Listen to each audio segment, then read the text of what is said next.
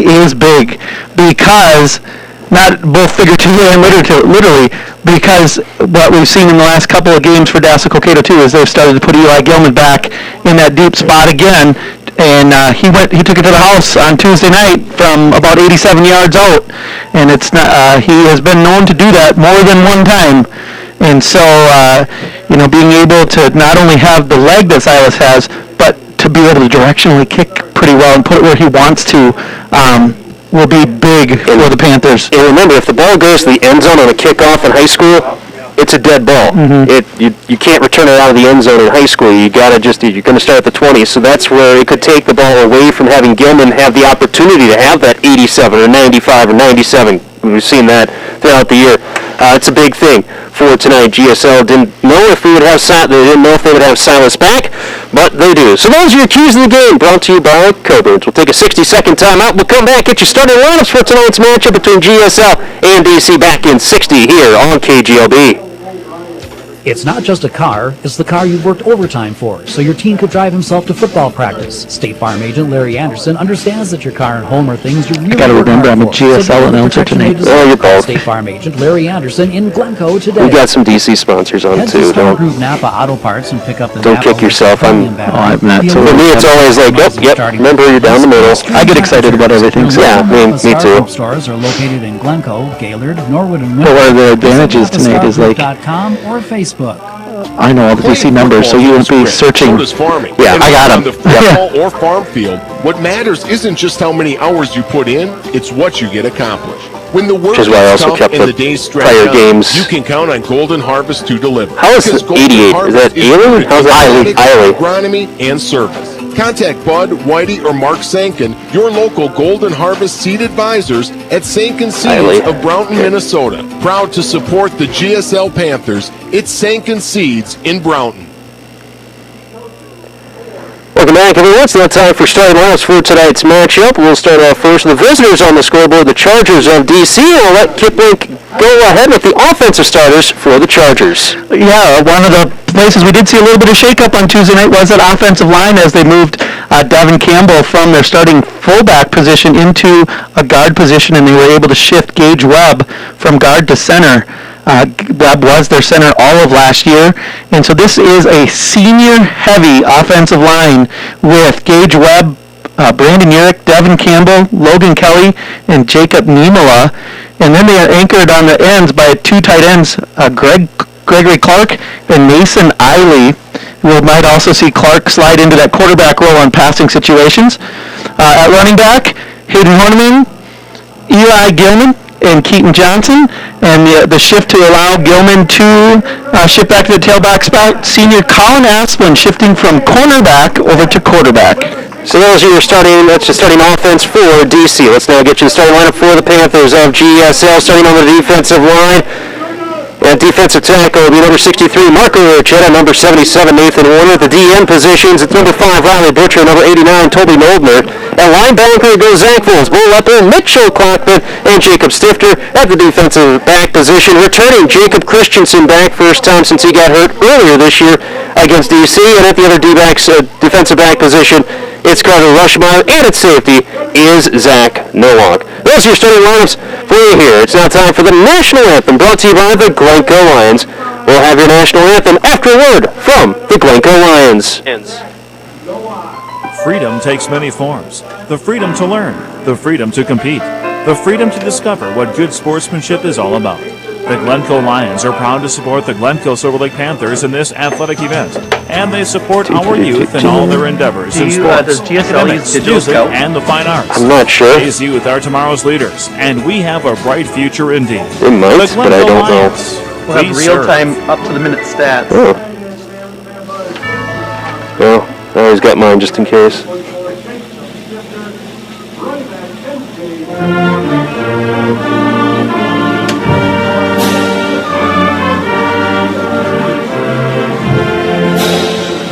Dang.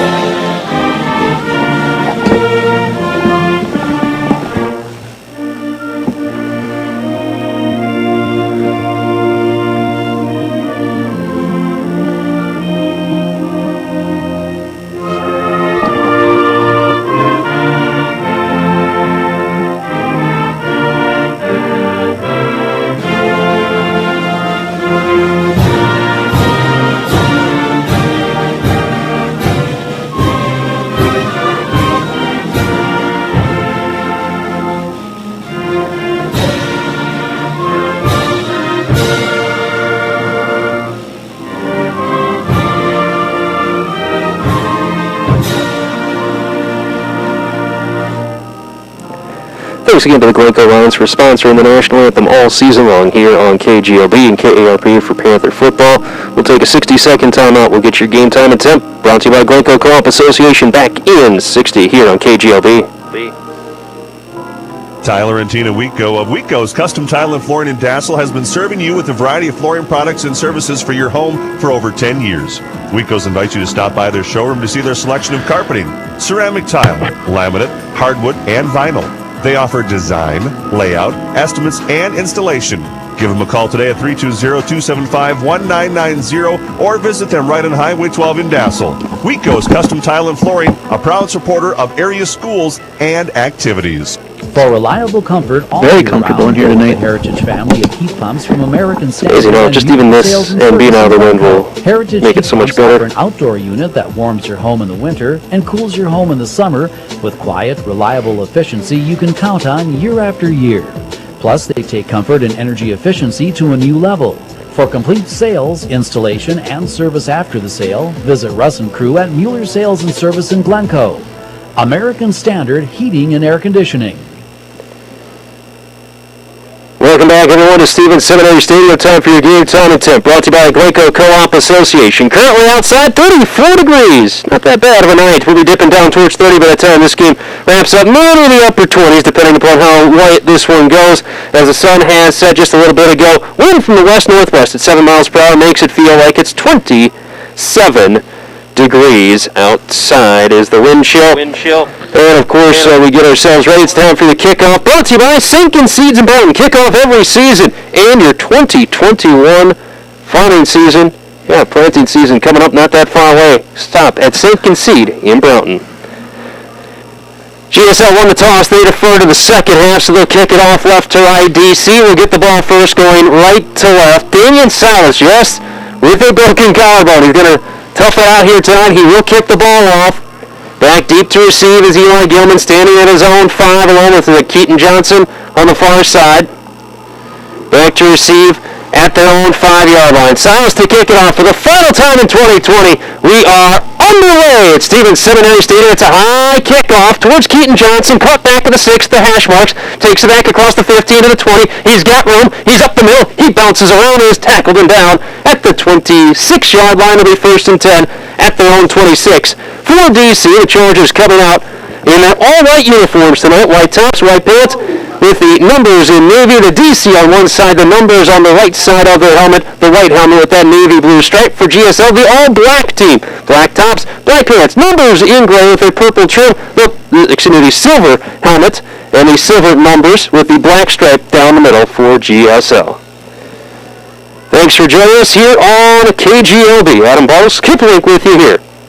Wishbone backfield, Aspen under center, takes a snap, turn, handoff right side, Keaton Johnson with it, bounces up across the line of scrimmage, up to the 30-yard line is where he's brought down for a pickup of 4 for Keaton Johnson. Keaton Johnson, their leading rusher as a running back before the shift. Gilman back there. Eli had more yards rushing. Yards one game already this year and has been a 100-yard rusher several times. Made all the more dangerous by putting Gilman in the backfield with him. Hand off, Gilman tries to find room left side. He's met by a slew of Panthers in there on the tackle. First guy, pop it up on play. No gain, brings up 3rd and 6. You know, one thing to look out here for DC is they will slide their tight ends up the seam. They'll fake a handoff and look for those tight ends up the seam on the play like this. 3rd and 7. Toss play right side. Keaton Johnson looking for a halfback pass. The tight end far side. Is it picked off? No, incomplete. Underthrew to Keaton Johnson, the intended receiver. It was Gregory Clark. Gregory Clark on that one. Intended receiver incomplete.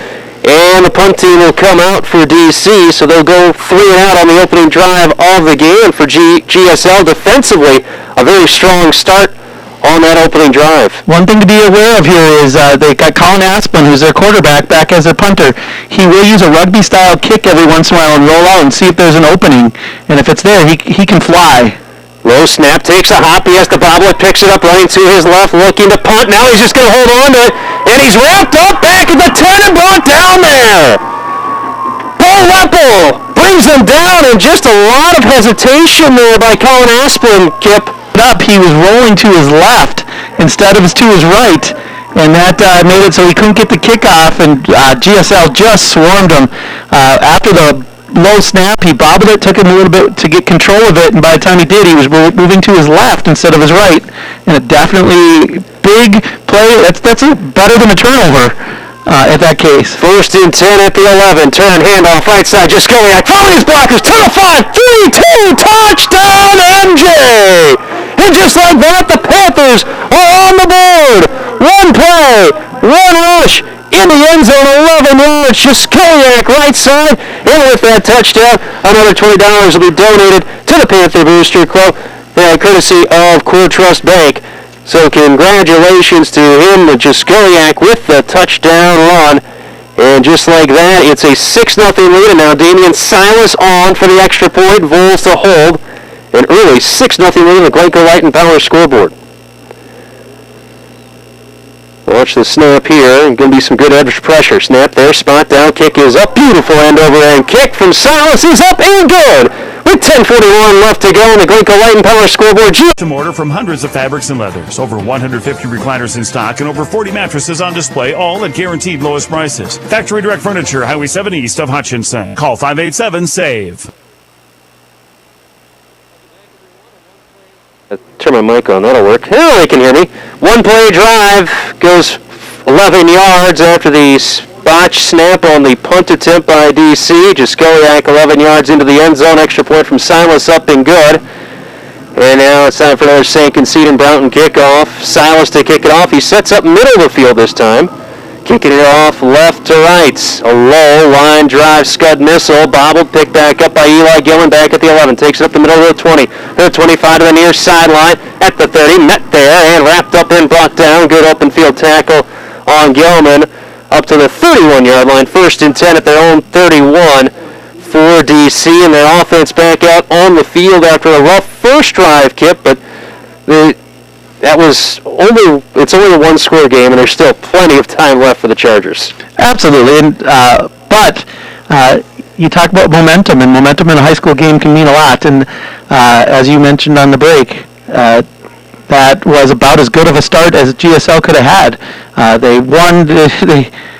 Handoff to Johnson, right side, dives forward up to the 35 for a pickup. Actually, they'll mark it at 34. Pickup of 3 on the carry for Johnson. Go ahead. I was going to say, it worked out better than had them receiving a kick, right? I mean, a 3-play hold, a bad snap on a punt, and now they're staring first and goal-ish from the 10-yard line. Should be noted, GSL is going with Vols, so a 5-3 look defensively. Vols right over center again. They do a direct snap back to Eli Gilman, bouncing right side, looking for a gap, finds some across the 35, close to the 40, make it 39-yard line for a pickup of 4 for Gilman on the carry, but now it's a 3rd and 2 upcoming for the Chargers. I wouldn't be surprised to see use the fullback, Horniman here. Going out of that wishbone backfield, Horniman the fullback, actually kind of a slanted eye. They'll hand it off to Horniman right side. He'll have enough for a first down. Pickup of 3 on the carry, going right side off of guard was Horniman. Nice pickup and a first down, and for the Chargers, just what the doctor ordered after kind of getting shell-shocked in the first 30 seconds of this game. Yeah, and they are, like I said, they're having to play a little bit different tempo right now with Asplin in at quarterback because he's still learning the snap, so they have to have at least a small huddle for someone to share what the call is. Hand off to Gilman, left side, gets held on to by the arm and then brought down. Good defensive play there by the Panthers. And that was number 44 for GSL, Jacob Stifter, making the play, held on to his right arm. Hey, do what you need to try and hold on to Eli Gilman. He is quick out there, pickup of 1, and they hurry back up to the line on the sugar huddle. Turn, hand off, left side, Gilman with it, got a little hole to run through across the 45, ball's loose, and it's recovered by GSL. We talked about turnovers and how they've been the bugaboo all season for DC, and there's a huge one on a drive, and they're trying to get themselves, kind of get their footing back into the game for the Chargers. Yeah, there didn't seem to be anything that unusual about the play. They stood Gilman up, and he took a hit, and the ball popped out. A very good defensive play by the Panthers, but nothing, there wasn't like a major jarring hit or anything. So they turn the ball over, a pickup of 4 on that fumble before it went away. Now wing 2 backfield, single setback. Stifter under center, going to hand it off to Stifter. Jackson to Jacob, and a pickup of a couple across to the 45, a pickup of 3 on the keep. Jacob Stifter in at fullback for GSL. They went with a wing tee. They got Nowak and Jaskoliak are the deep guys in that normal wishbone for the Panthers. This couldn't be a better start for the Panthers because now they can just settle into their normal offense, just that 4 yards in a cloud of dust, and just slowly and methodically take themselves down the field. And every once in a while you get Mitchell with the big home run hit. Handoff left side. Nowak breaks the first tackle, keeps spinning, keeps tunneling, gets a couple of yards, pick up a 4 on the carry for Nowak going left side with it. Brings up a 3rd and 3 for the Panthers at the DC 41-yard line. Adam Buttles, Kip Link with you here. Thanks for joining us on KGLB. Third place matchup in Section 2, AAA here tonight. I don't know if there was an injury there or not, but after that play was over, Jacob Stifter was kind of hunched over a little bit, maybe holding a hand. I don't know if he just got it pinched somewhere or smacked against the helmet, but might be something to pay attention to. For GSL this year, that'd be about par for the course with the injury bug they've had. He is in the backfield, single setback. 2 wideouts to the right. Wide right is Butcher, slot right Nowak. Stifter takes a snap, going to keep it right side. Jackson with it. He's got the first down and more. Cuts it inside at the hash mark on the far side at the 35. Powers his way up to the 29-yard line for a pickup of 13 for Jackson Stifter on the carry. Very good play there, good read. Held the ball for about as long as he could, saw that the defense had collapsed in, and then just kicked it outside and had nothing but open space to that first down. 7-0 already, the lead in favor of GSL over DC. They're going left to right in this first quarter. We're underway. We started at 5 o'clock here tonight. Wishbone backfield. Sun has set. Lights are on bright. Final game of the year. Handoff. Jaskoliak, right side. Couldn't find much. Good defensive job there by the Chargers on that one. Well, you name it, they were all in there. Jack Hillman was the first guy to make contact with Jaskoliak, a pickup. No gain on the play.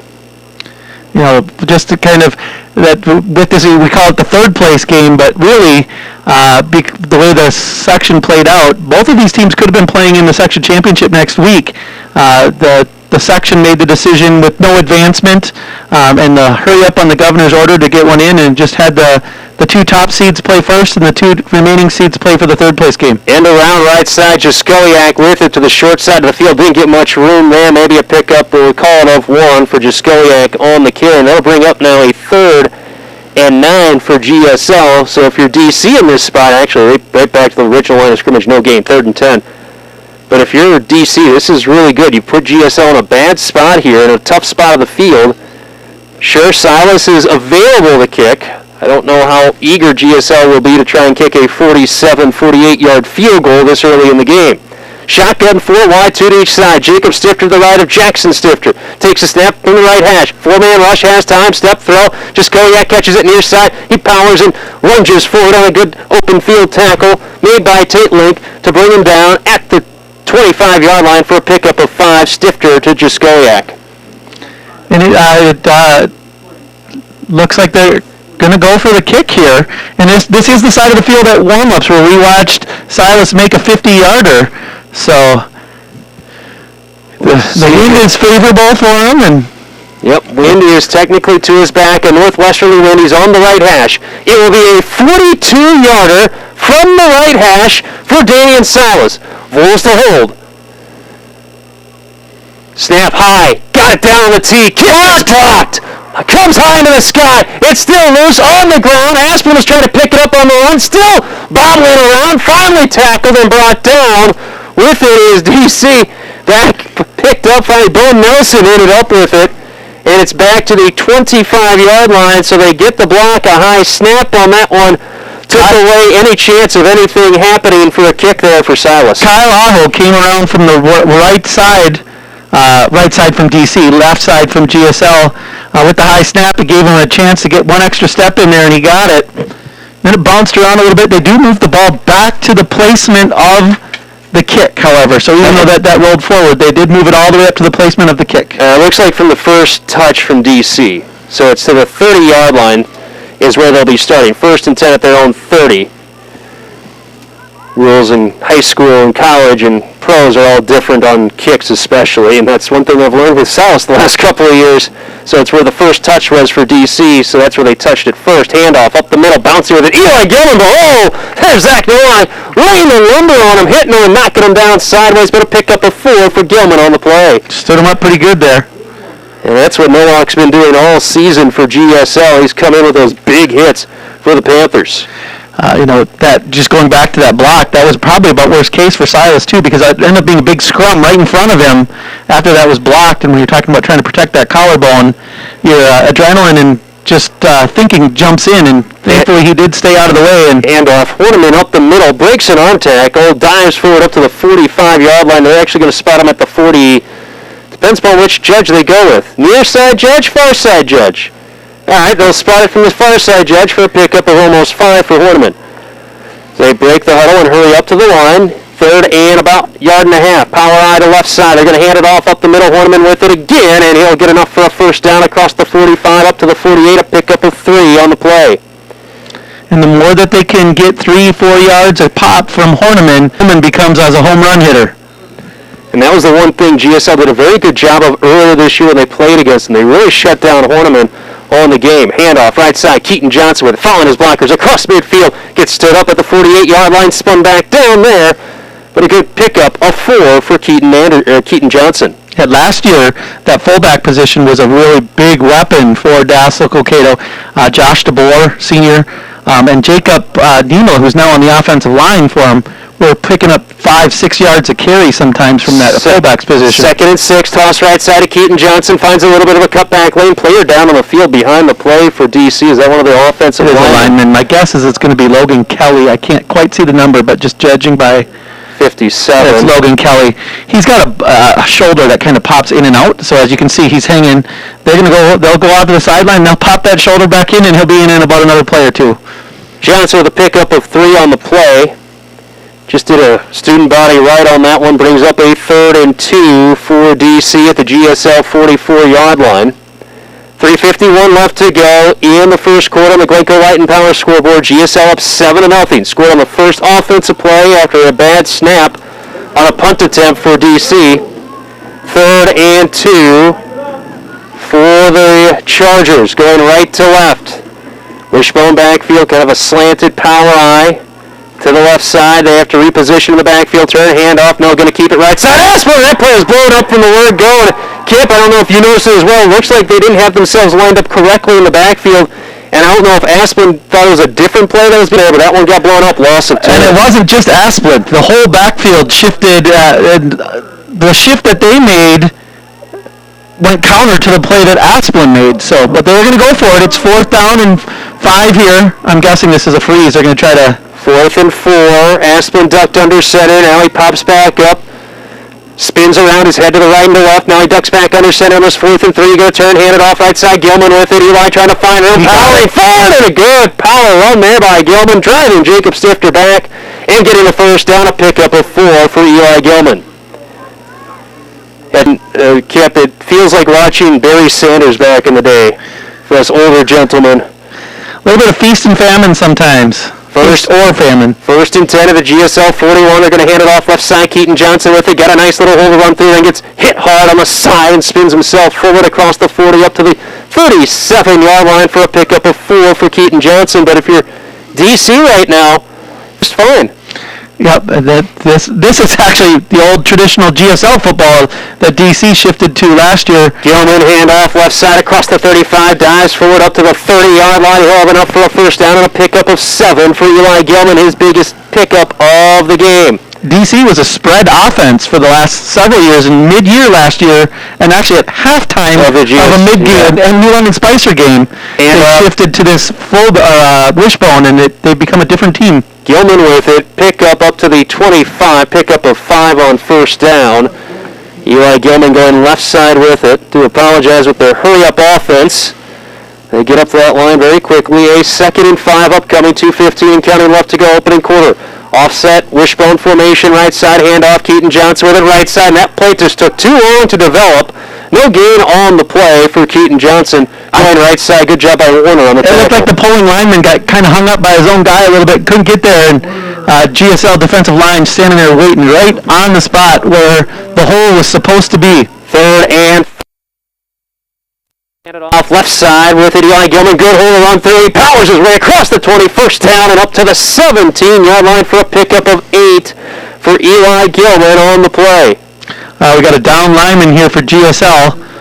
That's Iracheta. Marco Iracheta is down on the field for GSL. Minute 43 left to go in the opening quarter on the Glencoe Light and Power scoreboard. GSL up 7-0. We'll take a 30-second timeout. We're back in 30 here on KGLB.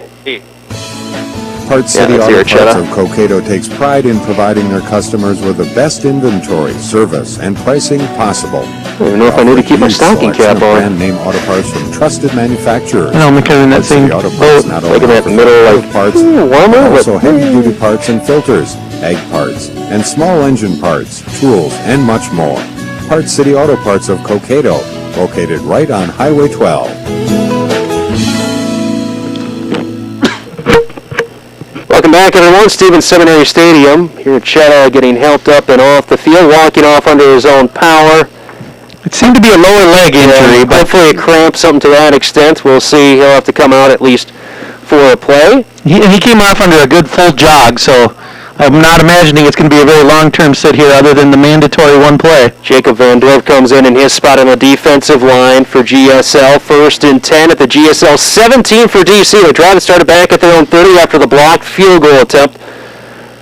Wishbone backfield, Aspen under center, toss play, low pitch, caught though by Eli Gilman, waits for a cutback lane, finds a little bit across the 15, and he shoulders his way forward up to the 12-yard line for a pickup of 5. And really the big thing right now is DC is really working over that left side, it seems like, with a lot of these runs, Kip. Yeah, that is a big bulky side of the lineup for them, but also pretty quick. The tight end Mason Eiley, a big 200. I mean, he's got to be about 220 would be my guess. Pretty tall. He works pretty well alongside that guard and tackle on that side as well. So handoff left side. Johnson with it. He'll get enough for a first down up to the 6-yard line. 1st and goal from the 6 for DC.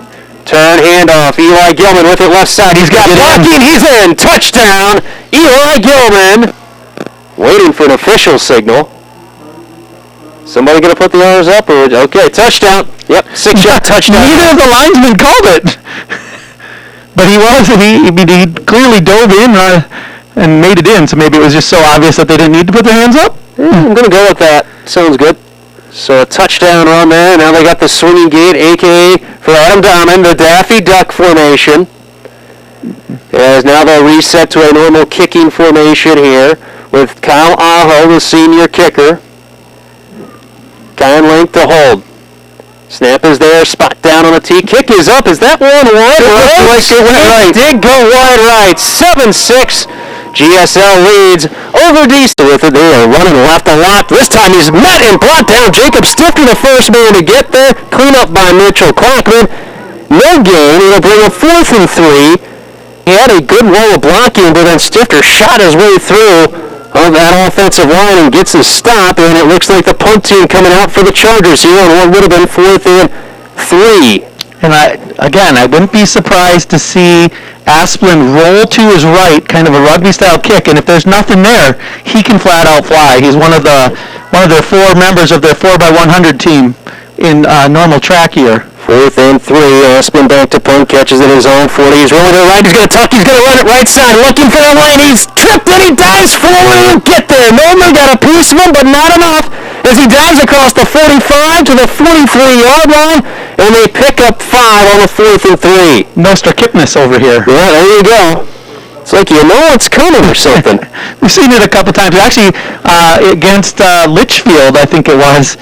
He did it, took it 50 yards downfield and fumbled at the end. And that really probably ended up being one of the difference makers in the game. So it's 1st and 10 at the GSL 43-yard line, going left to right. Asplin back under center, turn handoff, Gilman right side with it, trying to spin his way, but nice open field tackle, brought down by Bo Leppel. Gilman, no gain on the play. Well, you can't spin out when somebody's holding on to both of your ankles. A great tackle by Leppo there. Just going low, wrapping around both ankles and holding on. Brings up a 2nd and 10 for DC, going left to right with 5:58 left to go in the first half. Aspen under center, gets the snap, hands it off up the middle. Horniman with it, nice little hole to run through initially, then he gets stood up. Cheddar, but Horniman keeps grinding forward. Tried to stick the ball out, it came loose, but they called him down by contact. Pickup of 5 on the play. The ball was recovered by Gilman anyway, but they'll already say that play was over. And it looked like he'd been stood up quite a while before that came out. 3rd and 5 at the GSL 38-yard line. Aspen pops up from under center, relays the play call to the rest of the offense with 5:20 left to go in the first half, trailing by 1. 7-6 GSL leading over DC. Handoff right side with it. Keaton Johnson and Jacob Stifter have a nice quick meeting. Stifter stiffs him down at the 36 for a pickup of 2. Just as Johnson wanted to make a cut there, his foot slid a little bit and was met nice and solid. Brings up 4th and about 4. 4th and, we'll call it 3.5, 4 yards for DC.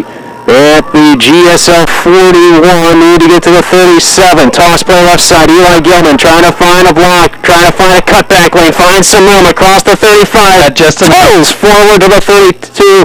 They don't have enough for a first down. They are flirting with not getting it, but again, he got enough on that initial push. Another 4th down conversion on this drive for DC. That's 3 of them. Yeah. Including a fake punt involved in one of them. Wishbone backfield 1st and 10 at the GSL 31-yard line, going left to right, going to hand it off, no keep with it. Aspen up the middle, bounces it up to the 25-yard line before he gets stood up there and driven down. A pickup of 7 for Aspen on the keep. Yeah, this quick-paced offense made it a little bit difficult. GSL wanted the sub there, but didn't quite have enough time. Butcher was trying to get in, and he took about 3 steps on, and DC was already coming out of their huddle and had to step back off, and now they've made the change for this 2nd down play. 2nd and 3, handed off left side flag on the play. Monty Gilman got the carry, got the handoff, but a false start. Stopped before it started. And a game that's been fairly flag-free. Had the one holder on the kickoff for GSL. I believe that's the first one on DC of the game. Yeah, and that, again, we talked turnovers at the beginning, but sometimes flags have been a detriment to these teams when they've played each other in the past. Some big personal fouls. There's been some chippiness in the past. There's no doubt about that between these two teams. 2nd and 8. Aspen going to keep it up the middle. Bounces it left side, spins his way, and he's brought down from behind and dragged forward up to the 24-yard line. Well, he squirted through there a little bit quicker than I thought he was going to be able to. It looked like it was kind of bunched up, and he ended up making a nice little run out of that and falls forward, makes it 3rd and just shy of 3, 3rd and 2. 3rd and 2 for DC at the GSL 24-yard line. Wishbone backfield, 7-6 GSL leading. Eli Gilman gets the handoff up the middle, squares up the shoulders, drives himself forward up to the 21. He'll have enough for another first down. A pickup on 3rd and 2 and 4 for Eli Gilman. DC is liking the pace of this right now. If they can, with just 3 minutes left in the half, if they can just keep grinding 3-4 yards at a time and take a couple minutes off this clock before punching it in, that would be their ideal, because GSL is going to get the ball to start the second half. GSL has not had the ball that much in this game. This drive's over 6 minutes already. Started with 9:34. There's now 3 minutes left to go in the first half. Handoff up the middle with it. Horniman gets the carry across the 20 up to the 18-yard line. Make it 17 is where they'll spot him. Or is that... Well, they said 35 Horniman, but he just came back into the game. So I think it might have been Keaton Johnson up at the fullback position. Yep, that was. Handoff, toss play right side. Keaton Johnson looking for that cutback lane. Finds enough of the hole. Tunnels forward at the 15 and up to the 12-yard line. The near sideline judges having, I don't know if I would call it a cordial conversation with most of the GSL coaching staff, but he's not spotting the ball half the time because he's still in a conversation with them. Johnson picks up another 4 on that one, brings up a 3rd and 2. Yeah, due to COVID, coaches have a lot more leniency this year on how far they can go down the sidelines. I don't know if refs are always liking that. Handoff left side, Eli Gilman gets up to the 15-yard line before he gets stopped. He'll have enough for a first down. Another 3rd and short converted into a, I believe, first down. Wait to see. Yes, it's enough pickup of 2 for Eli Gilman. That one might have been a gift spot, and I am a DC homer, but I don't know that they got that first down, but it brings up 1st and goal. 1st and goal from the 10. Wishbone backfield. Aspen under center. Turn. Handoff. No, going to keep it up the middle. Hurdles around one guy at the 5. He's in the left side, and he's brought down into the end zone. Touchdown. A 10-yard touchdown run for Aspen, and DC takes the first lead of the evening. I wouldn't be surprised to see DC just keep their offense on the field here and go for 2. And they are having that conversation, but it looks like they're going to send them all back on, go for 2. Boy, the drive has started with 9:34 left to go. Now we have a minute 52 left to go in this first half. 7-minute drive. Taking a lot of time off the clock, and boy, it's went really well for DC on this drive. It started back at their own 34 with multiple 3rd and 4th down conversions. I think there was more 4th down conversions than there were 3rd. Gilman in the shotgun, takes a snap, going right side with it, finds a lane, he drives his way in for the 2-point conversion, and then after the play, a Panther was trying to tackle him. The linesmen don't signal a touchdown, but he was in standing up in the end zone, and no signal went up. 14-7, the lead in favor of DC on the Glencoe Light and Power scoreboard. A minute 52 left. We're back in 30 seconds here on KGLB. Dale Cookton here. Never clean your gutters again with Gutter Helmet. Gutter Helmet is the #1 gutter protection system in the world. Couple your gutter helmet with the Glencoe Fascia gutter system for complete protection. Go with the best. Gutter Helmet and Django. Lakes Gas is your #1 source for propane in the area. Whether it's propane to heat your home, for your stove or grill, your water heater, and more, check first with Lakes Gas. Call or stop by Lakes Gas Company, located right off Highway 7 in Silver Lake, your #1 local source for propane. Well, a drive that takes nearly 8 minutes off the clock. Goes 66 yards. Unofficially, I had it for 18 or 19 plays. And multiple 4th down conversions throughout the drive for DC. It started with a fake play. They had one at their own 43-yard line, then they had a fake punt in midfield, and then converted a couple more 4th downs on this drive, and they have the lead. Does DC with a minute 52 left to go. And they never crossed that 1st down marker by more than about a yard on any one of them. No, they did not. It was really traditional old, GSL football when GSL was winning state titles of like. Nowak with it up the middle across the 30, breaks a couple arm tackles at the 35, far sideline. He's finally knocked out of bounds across the 40 up to the 43. So they get good starting field position with only 2 timeouts left for GSL. Minute 39 left to go. It's 1st and 10 at their own 43. So that huge return by Nowak actually kind of opens some things up for the Panthers here, at least offensively. Nowak, that's a second big return tonight, and has put them in good field position twice. And Rushmeyer is going to check in as Nowak has to come out real quick. No, I'm sorry, it was Rushmeyer on the Rushmeyer at the previous one. But now Rushmeyer goes out in the spot of Nowak. He's got some sort of equipment issue with his helmet. So Rushmeyer will be out. He'll be slot left, wide left, ball going for GSL. 1st and 10 at their own 43. Jaskoliak dots the I. Toss play left side of Jaskoliak, just trying to find the edge. He finds a cutback lane, lowers the shoulders, drives himself forward up to the 45-yard line for a pickup of 2. So far, DC has done a great job of keying on Jaskoliak. Jaskoliak just ate him up last year in their homecoming game at DC and earlier this year. And so far, they've done a good job of keying on him, keeping him in check, and keeping him right around that line of scrimmage when he's getting his first point of contact. 245 yards in that last game when they played earlier this season for Jaskoliak. Unofficially, from what I have. 1 wide out each side, 2nd and 8. Handoff up the middle, left side, Jaskoliak with it, gets across the line of scrimmage, and he's brought down at the 47, make it 48-yard line for a pickup of 3.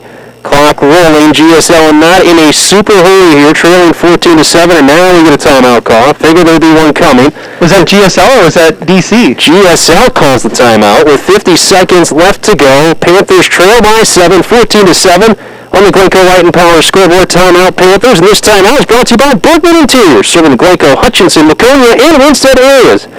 The decorating store at your door. Great people, great products, great service. We've got you covered. A big thank you to all of our sponsors throughout the entire season this year. Of course, we didn't know what type of a season if we didn't be playing in the fall. But very fortunate, and tonight the final night of the season for everybody. Volleyball has, in fact, got a game starting at 7 o'clock against Rockford to wrap up their season here at GSL. So. And Dassel-Cokato's got one going on tonight, too. Yep. Trying to meet that midnight deadline tonight of getting everything in. But I had the conversation with my son on the drive over here, and we talked about that there's disappointing that this isn't a section championship game that both of these teams would have hoped to be in. I'm confident GSL would have beat Rockford. DC would have been a competitive game with Litchfield. But to be able to say you're about to play your 8th game for Dassel-Cokato, 7th for Glencoe, and they didn't have anything rescheduled until this one. Swing pass out right side, no out. Bobbles it, finally catches it, but gets speared to the ground on that one. By Devin Campbell. Whoa. Tackle by Campbell, a pickup of just 2, and I believe we had a timeout called. That's Dassel-Cokato this time. Yep. And it'll bring up a 4th and 3 at midfield, but a timeout on the field, timeout. Chimperley's Chargers. Pretty mad about, Chimperley's pretty mad about something. I don't know if it was the hit, but Campbell lowered his shoulder, met him in the chest. It wasn't helmet to helmet or anything like that. Chimperley wants a taunting call is what he's looking for on that one. Campbell did stand over top of him, and actually Campbell is getting a little extra talking to from he's getting one of the DC coaches right now. He's getting read the riot right now. This time out by the Chargers, brought to you by Bergman Interior, serving the Glencoe, Hutchinson, Laconia, and Winston areas, celebrating over 42 years of service, quality, and value. Call for your free in-home or design studio appointment today. Thanks again to Bergman's Interior, sponsoring timeouts all season long. 14-7 the lead in favor of DC. The punt team will come out for GSL with 37 seconds left to go. 2 timeouts left for DC. I expect them just to go all out on the rush here. Yeah, they're not even dropping anyone back yet. They might be waiting just to see if they truly go into a punt formation and maybe slide Jacob Gannier, their safety, back. Voles is the up man in this punt formation. Voles was the quarterback last week for GSL. Jacob Stifter back to punt. He stands at his own 38. Gets the snap. Pressure comes. He gets the punt away. It's a high, short wobbler. It gets across the 35. Takes a Panther roll. Now a Charger roll back to the 33-yard line. So 26 seconds left to go in the first half. I wouldn't be surprised to see DC come out with Greg Clark in the quarterback role here and go 3 or 4 wide and looking to hit like Gilman out of the slot or Keaton Johnson out of the slot. In that last game, they did have a couple pass plays like that. Keaton Johnson had a big one that set up a 4th and goal.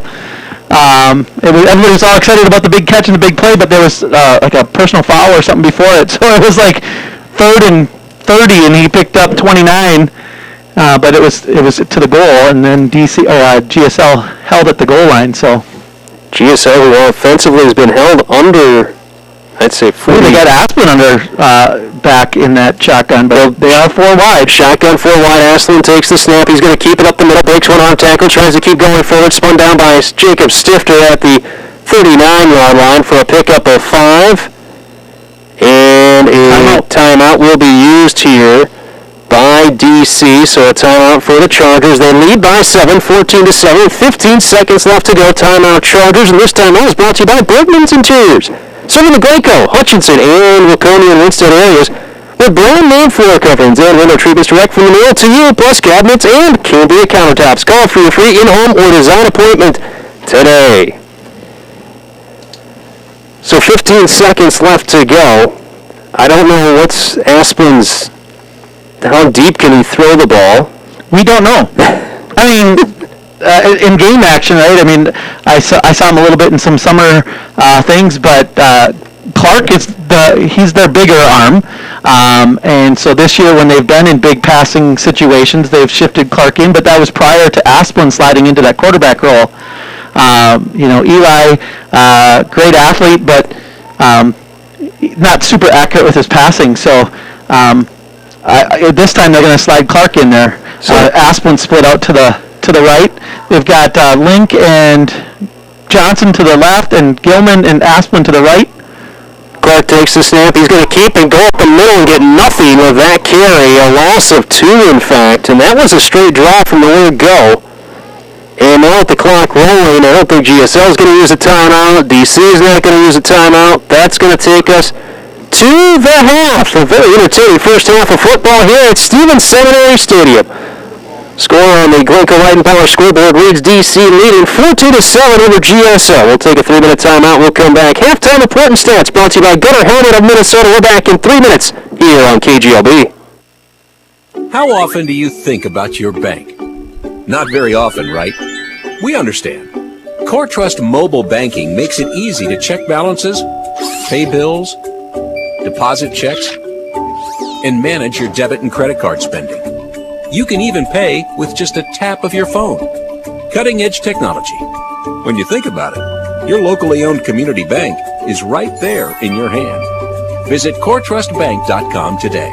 Member FDIC. This is Cindy from Kensington Bank, and I'm proud to announce that we now offer mobile banking. With Kensington Bank's mobile banking, your banking information is as close as your phone. It's secure, simple, and best of all, it's free. View account balances, check transactions, or move money between accounts right on your phone. Get on with your day without having to call or stop at the bank with Kensington Bank's mobile banking. Contact us for details. Kensington Bank, member FDIC, your future, your bank. For outrageously great food, make sure you stop Unhinged Pizza in Glencoe. Stop by for their always good pizzas, crazy good chicken, and all-you-can-eat buffet, salad bar, and more. Plus, book one of their back rooms for your next occasion. Treat your family to Unhinged Pizza in Glencoe. The Happy Hour Inn in Glencoe reminds you that as we all make our way through this difficult time, you can eat in or get a great takeout meal every day of the week. Want to know what's cooking? Visit the Happy Hour Inn on Facebook. Their specials for the day are listed. Lunch specials are ready 11 to 1 and dinner from 4 till 7. Just call the Happy Hour Inn and place your order. It's still good eating at the Happy Hour Inn, across from the courthouse on 11th Street in Glencoe. Having fun in the sun on the lake all day long.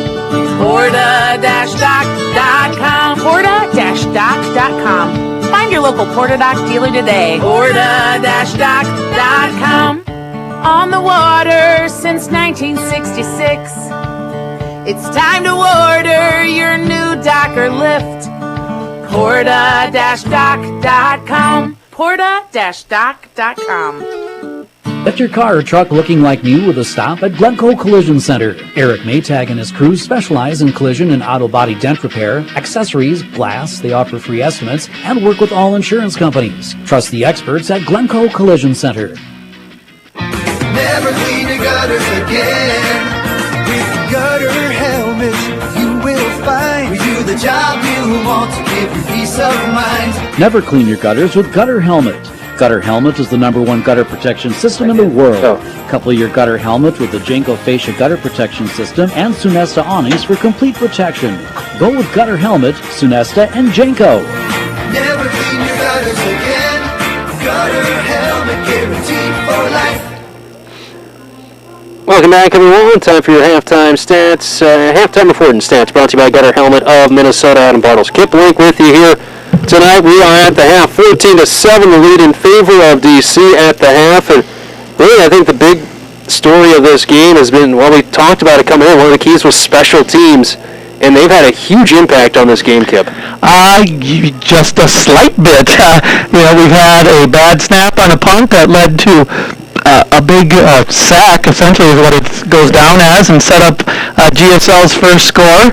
And then a blocked field goal attempt that led to DC's first score. I mean, they had to drive quite the field to do it, but again, it went from being a possible 10-0 game to a 7-6 game because of that, and then that's that third special teams miscue. Dassel-Cokato been a little bit shaky with their extra points this year after being rock solid for 4 years with Sanders Asplin as their kicker. Kyle Aho stepped in, has done an admirable job this year, but there's been some times where we've missed some extra points in games, and they've been costly for Dassel-Cokato. In fact, last time Dassel-Cokato was here, it really kind of changed the tide of the game with a snap that wasn't able to be used and scored. So, that is one of the major things that you called as keys to the game, is showing its face here at halftime. Especially on a night where it's cold, chilly, you got a slick ball out there. Let's give you a quick rundown of the score. We mentioned the bad snap. First drive of the game, DC had it, went 3 and out. Bad snap. As you mentioned, GSL gets it 1st and 10 at the DC 11-yard line. First play, Jaskowiak right side, 11 yards into the end zone for a touchdown. Silas, extra point up and good, made it 7-0 in favor of GSL. Next drive, DC was moving it. It's about midfield before Eli Gilman has the ball poked free. Turnover, GSL gets it 1st and 10 at the DC 48. And at that point, as we mentioned, Kip, everyone on the GSL side was going, hey, here we go, let's keep it going. They move it, but then they get stopped. They try a 42-yard field goal, a high snap. So Silas had to hold off on his steps to go for the kick. And then, well, they block the kick, recover it, goes 70 yards on 15 plays, 6-yard touchdown run for Eli Gilman. Extra point missed to the right, made it 7-6. The minute 3 left to go. That drive going 70 yards took over 4 minutes, and it took 4:23 off the clock on that one. Then GSL again would get the ball, get a first down, punt it back. And then DC went on a big drive of that first half. Took over 7 minutes off the clock, 18 plays, 17 of which were runs, a 10-yard touchdown run for Aspen on a 1st and goal from the 10. They could have had it above 20, but they only converted about 3 fourth downs on that drive, including a fake punt at one point with Aspen, Kip. Yeah, and really, this is going to, I talked about a little bit in the pregame about the fast pace of Dassel-Cokato's offense, and so they're doing that, but now they've been on the field for 3 times as many plays. Dassel-Cokato, 45 offensive plays, GSL only 14, and so those big, strong offensive or defensive linemen for GSL, they gotta try to get their win back after every one of those plays, and it's such a short timeout, not a timeout, but a short time from the time that they're huddling and getting back to the line, that the more DC's offense is on the field, the more tiring that's going to become. And especially as you mentioned, it's not a no huddle, but it's a sugar huddle. It's a quick huddle, and they're moving things very quickly. Offensively is DC, so it's really putting GSL on their heels. As you mentioned, you kind of see it on that drive where they scored a touchdown to take the lead, that they just kind of wore out the defense for GSL. We'll see if this halftime will help them out. But now a big thing, as we look at some of the numbers from the first half, I've unofficially got Eli Gilman for 18 carries, 69 yards and a touchdown. He's the leading rusher for the Chargers. Keaton Johnson, 13 carries for 38 yards. Colin Asplin with 6 carries for 31 yards and a touchdown. Hayden Hordeman, 4 carries for 16 yards in the game to this point. A couple of incompletions, one for Aspen, one for Keaton Johnson so far in this game for GSL. Not a whole lot to speak of offensively. Jackson Stifter, 3 for 3 passing in the first half for 18 yards. One pass of 11 yards to Jacob Stifter, 1 of 5 yards to Mitch Jaskowiak, and 1 of 2 yards to Zach Nowak. Rushing, GSL's not gotten a lot going on the ground. Jackson Stifter, unofficially leading rusher in this game in the first half with just 19 yards. Remember, Jaskowiak ran for 245 when these teams played earlier this year. Jaskowiak, MJ held to just 6 carries for Stifter got 13 of those on 1 carry. Yes. Because at the end of the first quarter, he was our leading rusher for GSL with 1 for 13 yards. Yep, and then Jacob Stifter with 2 carries for 4, and Zach Nowak with 2 carries for 3 in the first half of this game. So you look at the numbers, and they are screaming DC in this one. And when you think of it that way, when you look just strictly at the numbers, Kip, it's almost amazing. GSL has points on the board, and they're within 1 score in this game at this juncture. And they've got the home run hitter in Mitchell Jaskowiak. Yeah. That is just he has been a rock solid running back for the last 2 years. I mean, you don't come across 6'3", 220-pound athletes like you do in Jaskowiak very often. He is a pleasure to watch on the football field, and he's been just plugging along here in this game, and they've kind of been in check. But he's only 1 broken tackle from taking it to the house. And with his size, his strength, his speed, that could come any one play. And so, yes, the longer GSL can keep themselves within striking distance, that's a great thing for them. And I say that having watched Dassel-Cokato a couple weeks ago, 7-7 with Annandale going into the half, but DC 7 came on a 98-yard fumble return, and they had no other offense, and so they were able to hang into that game until late into the fourth quarter just because they were keeping everything else in check. So if GSL can slow this Charger offense down and keep themselves within 1 strike, they're going to get the ball back to start the half. A big drive here makes it a tie score in a hurry. Huge drive right out of the gate to start the second half. GSL trailing 14-7 to DC in this third-place matchup in Section 2. AAA. We'll take another 3-minute timeout. We'll come back more of the halftime show. That's your halftime report and stats brought to you by Gutter Helmet of Minnesota. We're back in 3 minutes here on KGLB. When you finally find just the right mechanic you can trust for all your car and truck repairs, you stick with them. That's why they have so many loyal customers at Pro Auto Glencoe. Visit Pro Auto Glencoe for honest and reliable repairs. Their goal is to make sure your repair is fixed the first time and at the best value. That includes minor or major repairs. Find out more at ProAutoGlencoe.com or check them out on Facebook. Trust your vehicle to Rick and the pros at Pro Auto Glencoe. Meeker Memorial Hospital and Clinics is proud to sponsor local high school sports. At Meeker Memorial, our team of providers, nurses, and staff is committed to providing care as it should be. Whether it's at our East or West Clinic in Litchfield, our clinic in Dassel, our specialty clinic, or in our emergency department, you can count on us to provide you and your family access to state-of-the-art health care, accompanied by personalized care. That's our commitment to you. That's our commitment to our community. Find us online at meekermemorial.org. Care as it should be. Hutchinson Health is proud to offer urgent cares 7 days a week for athletic and sports injuries as well as general health issues. Urgent care means better access to the immediate care you need. Find out more at hutchhealth.com. Hutchinson Health regular clinic hours are Monday through Friday, 8 till 5. When it comes to buying a car, a truck, minivan, or sport utility vehicle, doesn't it make sense to go where they make the car buying easy? That's Cokato Motor Sales. They have a fantastic inventory of GM automobiles, including Chevrolet and American Revolution. And when it comes to previously owned automobiles, check out a GM certified used vehicle. The right way, the right car.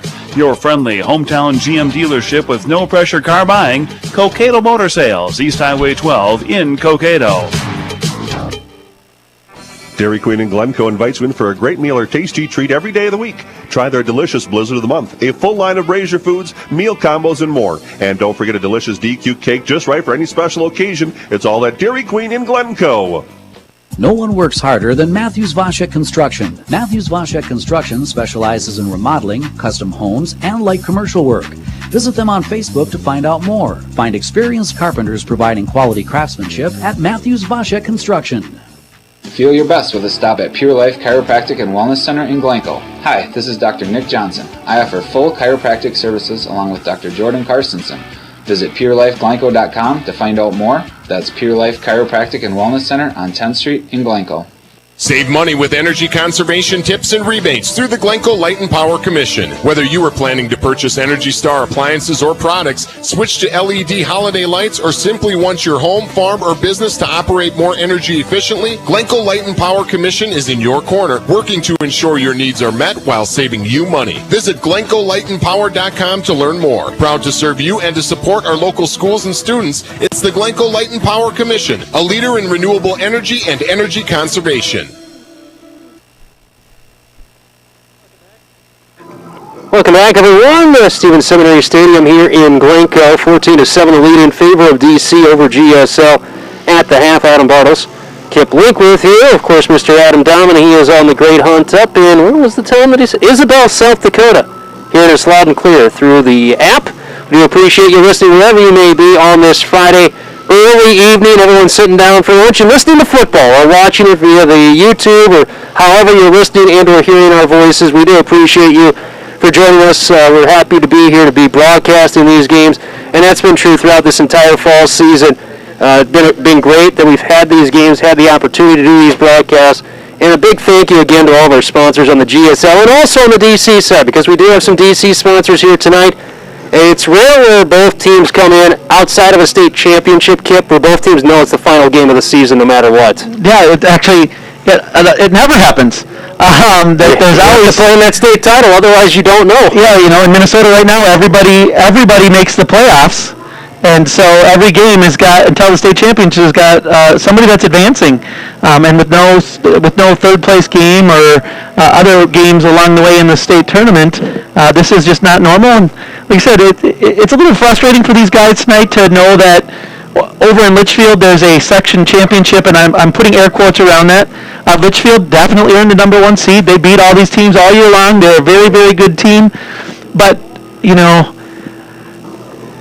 it's just different when there's no advancement, and to call it the championship game when these two teams could make a legitimate claim at being in that game had the tournament played out. It is what it is, and like I said earlier, to be able to say that here we are on November 20th, and all these kids are playing football after the way the school year started without it, a late start, to be able to play their 7th or 8th game in this tight window, it sure beats a possible 5 or 6 games in the spring, and it's going to be what it's going to be. And, the resilience of these kids is amazing, and we're seeing a lot of coaches that are really using it to be a learning moment and a teaching moment that, life isn't always fair, but we're definitely going to make lemonade. And that's the thing. We appreciate you for joining us all season long, if it was here on KGLB or on KARP for all the GSL, and, of course, the DC games. We did a lot of those down the stretch, including Kip, you were doing a lot of those broadcasts for us here. Yeah, over on KDZ and KARP, we had the last 3 Dassel-Cokato games on the air. So, between our sister stations, it's been a nice run here over the last, it's actually only been about 15 days, and we've had 4 games. I was going to say, so we've had the last 4 you've been on the broadcast. We were doing the game before that with GSL and DC against each other. So the last 5 DC games have been on the air one way or another. We do appreciate all the sponsors on both sides as we get ourselves ready for the second half of action. And a crucial big drive to start off this second half, Kip, and I don't say it facetiously or as a joke. It's a 7-point lead. But GSL offensively needs to get something rolling, as they have not. Their 1 touchdown drive came because they had great starting field position, 1 play into the end zone. You could kind of feel DC was shell-shocked. But DC offensively has been churning out these 3, 4, 5-yard gains on their drives. They really wore down. As you mentioned, the big thing, 45 offensive plays they had in the first half. GSL offensively needs to go out there and impose their will on DC to start the second half. If the Panthers won't have any chance of making a comeback here, because otherwise, if it's like the last 2 drives for DC, Kip, we're going to be looking at double-digit plays. We're going to be grinding out 4th downs for DC, and they're going to score another touchdown. It's just the way it looks if GSL can't make a big statement here right out of the gate to start the second half. I've lived in Glencoe or Dassel-Cokato for the last 23 years, and that first half actually felt more like the roles were reversed. I was going to say, yeah. That's what I'm used to GSL doing to Dassel-Cokato is 3 yards in a cloud of dust. It's 3rd and 1 or it's 4th and 1, and then they get 3 or 4 yards and they take 7, 8 minutes off the clock, and all of a sudden the half is over and you only hit the ball 1 time. And that's kind of what the second quarter was. GSL punted it to DC with 9:34 left, and 7+ minutes are taken off the clock on a touchdown drive that put the Chargers in the lead. GSL will go 3 and out on the next drive, and that would really almost run out the clock in the first half. Burquist to kick it off. Time for St. Concedes and Broughton kickoff. St. Concedes, remind you, get your order in for the 2021 harvest season today. Burquist to kick it off, left to right. GSL be going right to left to start this third quarter kickoff. Oh, high short kick. They're going for an onside kick, and they're right there. But the GSL, whoa, what is... Everything stopped. And Coach Schipper is talking with the side judge near side. That was a onside kick. Was it purposeful? I couldn't tell, honestly. And they're going to he's yelling for him to throw a flag, but they're going to re-kick. Well, that'll get both sides sufficiently angry at each other. Actually, is there a flag? Everybody's mad at the officials. They are moving DC back. They're going to move DC back, so instead of at the 40, it's a 5-yard penalty. So maybe they blew the whistle but didn't throw the flag, or I have no idea what happened there. But they did move him back 5 yards, so there must have been an offside. Yeah, the official meant to throw a flag, didn't. Oh, there is one way over on the far side, okay. But with the yellow ground that is not green right now, that flag meshed right in. So somebody did throw a flag. Hard to see. There must have been an offsides on the far side. Yep, so there was an offside on DC, so they'll try it again. Bergquist to kick it off from his own 35, and this time he'll do a full kick into it. Noack will catch it at the 18 at the hash marks to the near side at the 20, 25, 30. Spun around, still holding on to the ball, trying to get his footing again. Dives forward and brought down to the 39-yard line. So good return for GSL, first and 10. So we got a slow to get up after being tackled by Grayson Launderville, maybe a little help from Kindlink, but it was mostly Launderville on that one. But Nowak is not getting up. And that is not something you want to see if you were a GSL. And that'll put Mitchell Klockman in his spot, who has been in the backfield earlier this season. But Nowak is down on the field. Nope, he sits up. Just about to call for the commercial break. We'll keep it here instead as Nowak's able to sit up and come off the field under his own power. Probably just, my guess would be Wing got knocked out of him on that one. The big hit on the play. So 1st and 10 at their own 39, going right to left. Panthers trail 14-7 the Glencoe Light and Power scoreboard. Hey, just a little tip. I just got a text from someone that said the audio broadcast on the webcast, we sound a little bit like in a can, but you can use the KGLB app and be playing it simultaneously. So turning the webcam or the audio down on your YouTube feed and using the app, it's the same two speakers it's you and I, but that it might be a little bit cleaner on the app. Shotgun pistol formation, try an option play right side with it to Jaskowiak, just a pickup of one going right side, and there was not much going on that play, Kip, as the defense had two guys, one for the quarterback, one for the running back, and that play was snuffed out. Yeah, they like I said, they've done a nice job of keying in on Mitchell Jaskowiak tonight. That I don't know that he's had a run longer than 4 yards. Oh, yeah, the first carry, the touchdown for 11. That was it. 2nd and 9 upcoming for GSL. They had a 3-wide pistol formation last time. Back to the traditional wishbone backfield. Jackson Stifter under center. Turn handoff right side with it. Jaskowiak finds a hole, drives forward on the right side up to the 44-yard line for a pickup of 4 for Jaskowiak. And now what feels like a crucial 3rd down in this game. A 3rd and 5 upcoming for the Panthers. This will be a big play. And I wouldn't be surprised to see GSL go for it on 4th down if they end up a yard or two short. We're in that point where they haven't, other than the opening drive, it's been Dassel-Cokato miscues that have slowed down their drive or stopped them. So 3rd and 5 upcoming. Stifter has to peek back over the sideline. 10 on the play clock. Panthers don't want to have to use a timeout, but they might be forced to. Haven't broken the huddle yet. Down to 4 on the play clock. Down to 3. Chiller's on the field already. They'll have to call a timeout. Panthers will use their first timeout of the second half with 10:26 left to go. Opening drive, a 3rd and 5 upcoming. They trail 14-7 the Glencoe Light and Power scoreboard. Timeout, Panthers. And this timeout is brought to you by Bergman Interiors, serving Glencoe, Hutchinson, Waconia, and the Winstead areas. Bergman's got you covered with floor coverings, window treatments, cabinets, and Cambria countertops. Call for your free in-home or design studio appointment today. Well, you'd hate to see that timeout come back and bite them later, right? To have to take it this early in the half when you're trailing, you'd hate to see we're getting towards the end of the game and time's running low and they're still within striking distance and not have that timeout on the board. Well, especially considering how DC, their last two real drives of the first half were touchdown drives that ate up a lot of plays and a lot of clock. 3rd and 5 upcoming. 1 wide out to each side. A pistol formation again. Make it 2 wide left, 1 to the right. Stifter in the pistol. Takes a snap. Blitz comes. He's going to go left side with it. Looking to pass. Pressure coming. Pitches it back. It's a loose ball. It's a free ball. It's recovered by Jaskowiak. He made a late pitch to him.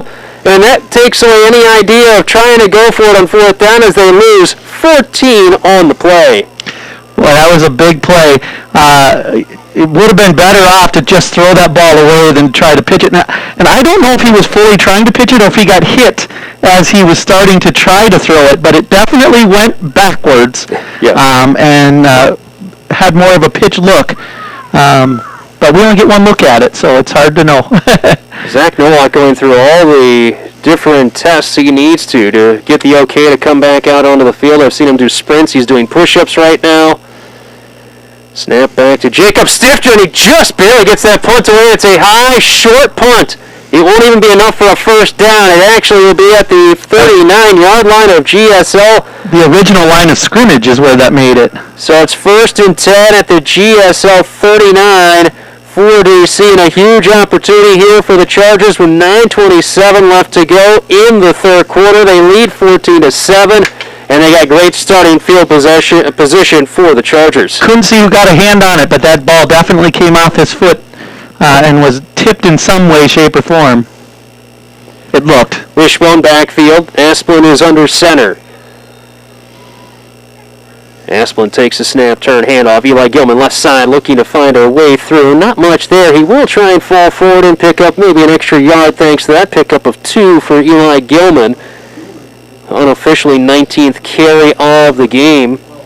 You know, right there, too, that's not having Silas back there to punt. You got somebody that's not punted on a regular basis, trying to make adjustments in game. 2nd and 8, wishbone backfield, handoff, no keep left side. Asplin breaks the first arm tackle, and he keeps himself going far side up to the 35, make it 34-yard line is where he's knocked backwards from. We'll see if they spot at the 35. They will spot at the 35 instead. A pickup of just 2 for Asplin going left side. DC using Asplin a lot more as a runner tonight than they did on Tuesday versus Watertown. Some of that might be out of necessity. They had a pair of 100-yard rushers in Gilman and Johnson on Tuesday, so they didn't need Asplin, but tonight he's definitely giving them a little spark. Shotgun formation, high snap, Asplin lost it, it's loose, but he falls back on it, back at the original line of scrimmage of the 39. It was a high snap, and Asplin did a great job getting a hand or 2 on it to kind of knock it down, and then dove back on top of the ball, took a nice hop for him. He recovers it, but a loss of 4. So the punt team coming on for DC. Again, Asplin's the punter. Yeah, I was going to say, well, we saw this before in nearly the same spot, so GSL is going to be very aware. Monty Gilman's also a gunner on the right side. Someone to keep an eye on in case it might be a pass. Asplin back at his own 46-yard line. Snap goes back to him. He'll roll to his right. He's tucked now. He'll punt it. It's a high, short kick. Near side. Big DC bounce. Takes a roll inside the 10 down to the 3-yard line, and what a hop there. That bounced to the 20 and shot forward nearly 15 yards immediately. 1st and 10 at their own 4 for GSL. So the defense comes up with a 3 and out to respond back. Now with 7:37 left to go in the 3rd quarter. 14-7 lead in favor of DC, but the Panthers of GSL pinned deep in their own territory at their own 4. Last time we were here at about this time of the game, DC was pinned deep in about this spot after a great punt by GSL, and we saw Gilman take the next play to the house. Handoff right side, Jaskoliak with it. He will not be going to the house, at least on this play. He picks up 1 going right side up to the 5-yard line. I guess that was on the other end of the field, though. But no, it's same end. It was the same end. Yeah, he was going right to left. They were on the right hash when that play started. Then he ended up on the left and then was kind of jogging about the 30-yard line. But it was about exactly this point in the game. It was very, very similar situation. 7:08 and counting left to go. 2nd and 9 up there. Actually, they spotted back at the 4. So 2nd and 10. Wishbone backfield, stiff return, handoff right side. Jaskoliak looking for a lane. He shoots forward across the 5 up to the 7. Make it the 8-yard line for a pickup of 4 on the play for Jaskoliak. And now, big 3rd down here for both teams. Crucial for GSL, especially here with the 3rd and 6 upcoming. Trying to punt out of their own end zone will not be a gimme either by any stretch of the imagination for the Panthers. Stifter still has not thrown an incompletion tonight. Wouldn't be surprised to see it, and they got Jaskoliak rolled up. I was going to say, I wouldn't be surprised to see him rolling out and looking for somebody in the flats over here. Shotgun 4 wide. Stifter takes a snap, looking right, throwing right to a man in the flat, but it's caught and tackled immediately for a loss on the play. Trying to go to Nowak far side, no gain on the play. Punt team will come out for GSL. Big play from the sophomore, Tate Link over there, number 41 for DC. Just met him right where he caught the ball and brought him down immediately. And now Stifter to punt. The return guys, Link and Gunnier, are at the GSL 40. And that, the first punt that GSL had, it went about that far, but everything else tonight has been barely about 20 yards or so. 5-yard deep in his end zone is Jacob Stifter. Gets the snap, punts it away. It's a high, short kick, but a little bit deeper. This one takes a side hop, goes inside the 25 and the 23-yard line. So DC gets even better starting field position. 1st and 10 at the GSL 23 for DC. And boy, Kip, if DC can take advantage here and make it a 2-score game, it's going to make that 2-score almost seems like 4 or 5 the way this game is going. And if they can take 3 minutes off the clock to go 23 yards, really start to shorten the game. 5:35 left to go in the 3rd quarter. 14-7 the lead in favor of DC over GSL. Colin Asplin dips under center with a wishbone backfield. Ball in the right hash. Turn handoff right side. Eli Gilman with it. Met breaks attack. He's trying to crawl over the pile. And then trying to do a late stretch of the arm. A pickup of just one on the play for Gilman. And that's something he's got to be a little bit more aware of, that situation. When you're on a pile of offensive linemen, you're not down. You try and stretch that ball out. Someone could be there to pop that ball free.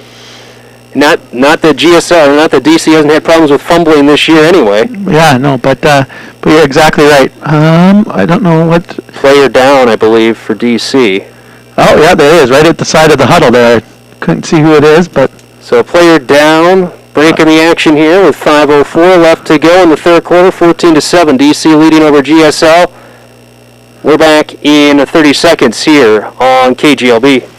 Can't see who Ashley Furniture Home Store, the number one brand of furniture in America. From rustic farmhouse to no, it's contemporary 62 living or spaces. 60. Find your style at any budget at Ashley Furniture Home Store, right on Highway 15 south of Hutchinson, next to Best Buy and Target. Okay. Call 587-HOME, Ashley Home Store. This is home.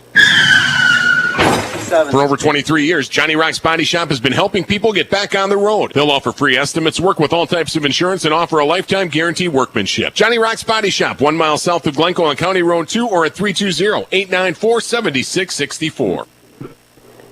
Welcome back, everyone. Adam Bartles Kiplink with you here at Stevens Seminary Stadium. Player down on the field. Not 100% sure. The number is not matching with anything we have on the program that was provided us. 67 is the number that's down for DC. And it could be somebody that they moved from their backfield into their interior line. So changed numbers since the program was made, which they've done a few times this year. Player able to walk off under his own power. Seems to be like just off the left hip, lower back, right in there, has been holding the whole time, but is walking off on his own. So 2nd and 9 upcoming for DC at the GSL 22-yard line, taking advantage of great starting field position. Panthers have gone 3 and out on their first 2 drives in the second half. DC started 1st and 10 at the GSL 39 last time. This time they started at the 23. It's 2nd and 9 at the GSL 22. Toss play left side, Eli Gilman trying to find some blocking. Finding a lane, he gets through, breaks through across the 15, 10, 5, he's in, touchdown, just like that. You blink and you miss it. Eli Gilman, 22 yards to pay dirt. Boy, and that was a patient run. As he strung out to the DC's left side, waited till that gap was there, and then exploded and basically went untouched from the line of scrimmage. And a guy that GSL has not had a bigger rush than 8 yards in the game until that point. He pops one off for 22 into the end zone and makes it a 2-score lead for DC, 20-7. DC just not comfortable in their kicking game, or it's possible that their long snapper was the one who got hurt. I don't know, but they are in there. They're in that direct snap to Gilman. With a flanker on each side, they'll send Aspen in motion. Gilman's going to pass. He'll throw it to Clark. Near side. Got it. Down and in. 2-point conversion to Clark. Makes the score now 22-7 in favor of DC with 4:46 left to go in the third quarter. We'll take a 30-second timeout. You're listening to Panther Football on KGLB. Kick off every farming season with local Golden Harvest Seed Advisors, Sankin Seeds in Brownton. When the work gets tough and the days stretch on, you can count on Golden Harvest to deliver. Contact Bud, Whitey, or Mark Sankin of Sankin Seeds in Brownton to learn more about how Golden Harvest can help your operation. Bump's Family Restaurant of Glencoe has been proudly serving the area for over 30 years. They offer daily breakfast, lunch, and dinner specials. And don't forget about their famous beef commercial, rated the best beef commercial in the state by WCCO-TV. Bump's Family Restaurant in Glencoe, where made from scratch is their recipe. Welcome back, everyone. Stevens Seminary Stadium, 2-play drive, 23 yards, 22-yard touchdown run by Eli Gilman, his second rushing touchdown of the evening. 2-point conversion pass from Eli Gilman to Clark, and a beautiful catch in the back of the end zone by Clark, getting his right toe down. In for the 2-point conversion, makes it 22-7. That drive took 49 seconds off the clock, but it's a 15-point lead now for DC over GSL. Bergquist to kick it off left to right. I wouldn't be surprised to see a little pooch kick somewhere around about the 25-yard line here. They have a tendency to try to just pop one right in there into that little gap and see if some of their quick wings can get there. But it'll be a high, long kick Kickoff caught by Nowak back at the 8-yard line, taken to the near side at the 15 to the 20, gets to the edge of the 25, turns his shoulder, bumps a guy, and gets knocked out. There's got to be a hold. Kyan happened to be paying attention to my son on the field there, but Kyan Link was trying to break free and was held as he was trying to make the corner. Unfortunately, and for GSL side, it probably didn't gain him anything more than about another yard in the actual play, but it's going to send him back 10. So it'll be 1st and 10 at their own 20, a spot foul from the 30-yard line for GSL. So they'll be 1st and 10 at their own 20, going right to left, trailing now 22-7, 4:39 left to go in the third quarter. Well, if you're GSL, not that you have to score on this drive, but you definitely want to get a couple of first downs and at least move the ball here. But down 15. Wishbone backfield, Jackson Stifter under center, turn handoff right side, Jaskeliak with it, trying to bounce it to the outside, defense stretching with him across the 20 to 25, run out of bounds, there goes over the pile, gets stumbled, knocks things over. He knocks over the track. Everybody's rushing over to make sure he's okay. Garbage cans, everything gets knocked over. Jaskeliak pops up. Able to get up and get off the field under his own power. He had to hurdle over a pile of, well, the dead grass / the old snow pile from when these teams played the first time. And then took out the garbage can on the other side, but the only thing damaged looks to be the garbage cans. It's rather plastic, right? And then it's going to be a 5-yard pickup. Oh, flag on the play. At the end.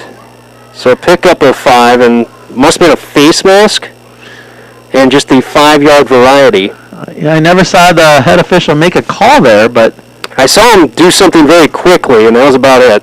And it will be enough for a first down. Was it personal foul or was it a face mask? If it's a personal foul, that'd be 15. They're talking about what it... They're still talking, but...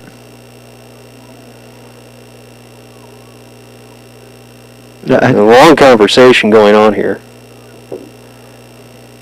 Trying to decipher. They're saying it's 5 more, yeah. Yep. All right. So... Okay. So it was a personal foul. Must have been a face mask there. Yep. So it'll put it 1st and 10 now at their own 38-yard line for GSL, going right to left. Trailing by 15. 4:32 left to go. Jaskoliak goes out. It's going to be a 4-wide situation. 2 to each side. Jacob Stifter to the right of the quarterback, Jackson Stifter. Nobody guarding. We got an uncovered man over here. Now they're making a shift. Slot left was Baumgarten, who was uncovered. Kip was referencing. Shotgun formation with Jackson Stifter, 4 down linemen. They'll bring 4 on the rush for DC. Stifter has time, heaves it deep, far side to Nowak, inside position. Intercepted. It's picked off. Kyle Aho. Aho with the interception. Stifter tried. Like Gilman left side looking for a hole. Nothing developing. Tunneling forward, trying to get an extra yard. He'll pick up 3 up to the 23-yard line on the play. Clock rolling. DC up 15. Got their first turnover of the game, did the Chargers. Now can they turn it into points and really put this one away here at Stevens Seminary Stadium? It was a nice pass by Jackson Stifter, but again, Aho got that inside position, turned around, and like you said, it more or less did a nice job of boxing out, if you want to use a basketball term. Exactly. Wishbone back, false start. It's going to be a false start there, yep. That one we saw, everyone saw the flags on that one. Just kind of rocked forward a little bit. It was more almost like he was off balance and just kind of rocked forward, but that's all you need to do. A rare offensive penalty for DC in this game tonight. Have not had many. They had one, that might be the 3rd penalty all told in the game. 2nd one on offense. 2nd and 12 upcoming for the Chargers at their own, maybe the 18, probably the 19. Wishbone backfield, Asplin under center. GSL defense flipping around. They hand it off to Horniman up the middle, trying to keep the legs going. He gets stood up, and then a clad of black jerseys for GSL there to bring him down, a pickup of just 1. It's going to bring up about a 3rd and 11. Interesting to see if they try to go with their wideouts again and spread things out, but they haven't had a... yep, they are. Yeah, hold on. They're bringing in... Yep, they're taking Asplin out and sending in a wide receiver. So Link coming in, and now that means Greg Clark's going to go to the quarterback position here. So Clark to pass, shotgun formation, 3 wide, 2 right, 1 left, ball center of the field at their own 20-yard line. GSL will bring a blitz. Clark has time, it's picked up, thrown far side, caught by Gilman, first down and out of bounds at the 31-yard line. Ooh, maybe the 30. Maybe he didn't get it. That is a bad spot. Boy, that should have been enough. I don't know how he caught it in front of the sticks and turned and stepped out of bounds. That's awfully shocking. But what I would have said too. But hey, it's 4th down and 1, even deep in your own end. What's DC do? They go for it. They're going to go for it here. Wishbone backfield, turn handoff. Eli Gilman left side. He's got the first down and more. Spins away from one tackle across the 35-yard line and up to the 38 for a first down. A pickup of 8 for Eli Gilman. Another Charger lineman down. Again, I think that's Logan Kelly again. And I don't know if it's a leg or a shoulder, but I believe it's shoulder again. But they convert another 4th down tonight, has DC. Yeah, it's the shoulder. And they convert another 4th down with 4:26. With 2:46 left to go in the third quarter, 22-7 lead in favor of DC over GSL. We'll take a 60-second timeout. Back in 60 here on KGLB. Where the customer is the company. They offer many specialty services to help you with your specific needs. Agronomy, auto and tire shop, convenience store, propane and bulk fuel, lawn and garden, and small engines. Their C-store, located in Litchfield, East Highway 12, has a car wash to keep your car clean. And while there, pick up a slice of Hunt Brothers Pizza. Central Counties Cooperative aspires to meet the needs of farmers and other customers and supports area schools and athletes. Central Counties Cooperative, owned by their members and committed to their communities. RecTech Outdoor Solutions in Plato carries a full line of outdoor equipment. From Bobcat and Gravely lawnmowers to Western, Snowdog, Hinneker, and Ebling backblade snowplows, they have you covered all year long. It's all at RecTech Outdoor Solutions in Plato. Whether it's your first home or your next, call the experts at Priority One Metro West Realty of Glencoe. Brian O'Donnell and crew have been helping customers buy and sell their homes and properties for years. When it comes to real estate, go with the experts at Priority One Metro West Realty in Glencoe. Welcome back, everyone. Getting off the field under his own power was Logan Kelly once again, and this might have been the one where that's it for him, for his shoulder. Well, and he's a senior. It would be great if they can get that back in and maybe get him back out for a few more plays, and maybe they won't need him, but it'd be unfortunate for a senior to finish the night early in what they know is their last game. 1st and 10 at their own 38, going left to right, handoff. Keaton Johnson with it, steps, hurdles across the line of scrimmage, keeps going forward up to the 45-yard line, and a pickup of 7 on the play for Keaton Johnson. And I think we solved the riddle on number 67, who was injured a little earlier. I think that's Mason Eiley, who started the game as a tight end, but as some linemen started to go down, they switched his jersey number and moved him into the interior line. Handoff, Eli Gilman with it. He'll get enough for a first down, and then gets stonewalled there and driven backwards. A pickup of, we'll just call it 3 is all they end up giving him. Now we got a GSL player down. And that might be Klockman, who, speaking of shoulder issues, got hurt in the game earlier this year against DC, and I believe it is. So another player down here with 2:09 left to go in the third quarter. They'll signal for a first down. 2:09 left, 22-7 the lead in favor of DC over GSL. Back in 60 seconds here on KGLB. Life is full of challenges that require flexibility, adapting to new conditions, adopting new strategies, and acquiring new skills. With Security Bank and Trust Company, you'll gain a trusted partner with over 80 years experience and financing as flexible as your needs. With locations in Glencoe, Brownton, Plato, New Auburn, Winstead, Waconia, Chaska, Cologne, New Germany, Mare, and now Hamburg, Security Bank is your local bank for clear, honest conversations. After all, they're growing together. Stop in today to talk about your banking needs. Security Bank and Trust Company, member FDIC, equal housing lender. It's not just a car, it's the car you've worked overtime for, so your team could drive himself to football practice. State Farm agent Larry Anderson understands that your car and home are things you really work hard for, so give them the protection they deserve. Call State Farm agent Larry Anderson in Glencoe today. For reliable comfort year-round, go with the Heritage family of heat pumps from American Standard and Mueller Sales and Service in Glencoe. Heritage heat pumps warm your home in the winter and cool it in the summer. For complete sales, installation, and service, visit Mueller Sales and Service in Glencoe. Bo Ruppel, the injured player for GSL, able to walk off the field under his own power. flag whistles blow before the play started. They were going to give it off to Eli Gilman. The official did not give the ready for play signal, I believe. Just weren't set yet. Yep. So they'll reset here. They're waiting for us to get back from commercial is the way I want to think of it. They're being very, very courteous to us. The guy with the big... Our broadcast is that important. The orange gloves guy was waving his arms wildly. Toss left side. Eli Gilman with it. Gets across midfield, across the 45 to the 40, and tripped up and brought down at the 38-yard line. Gilman with another carry, and he's starting to gash the Panthers. At this point, a pickup of 14 on the carry for Eli Gilman, and we have another player down. Third straight play with a player down in this game. Another one for the Panthers now, and ripped his helmet off far side. That's Nowak, who was being looked at earlier in this game. The hard-hitting safety for the Panthers down on the far sideline. And you hope it's nothing too serious, but the injury's starting to pile up. These two teams, hard-nosed matchup. Earlier this season when they played GSL, 3 key players get injured when they played each other earlier this year. And maybe it's a good thing there aren't any more games for these two teams against each other with the way players have been going down here tonight. Another break in the action. A minute 52 left, 22-7 the lead in favor of DC. They scored on their last drive, a 23-yard drive, but Eli Gilman with a 22-yard touchdown run. They went for 2 and got it, made it 22-7. Did DC. They have the ball here after GSL tried to go deep. An interception by Aho gave him the ball.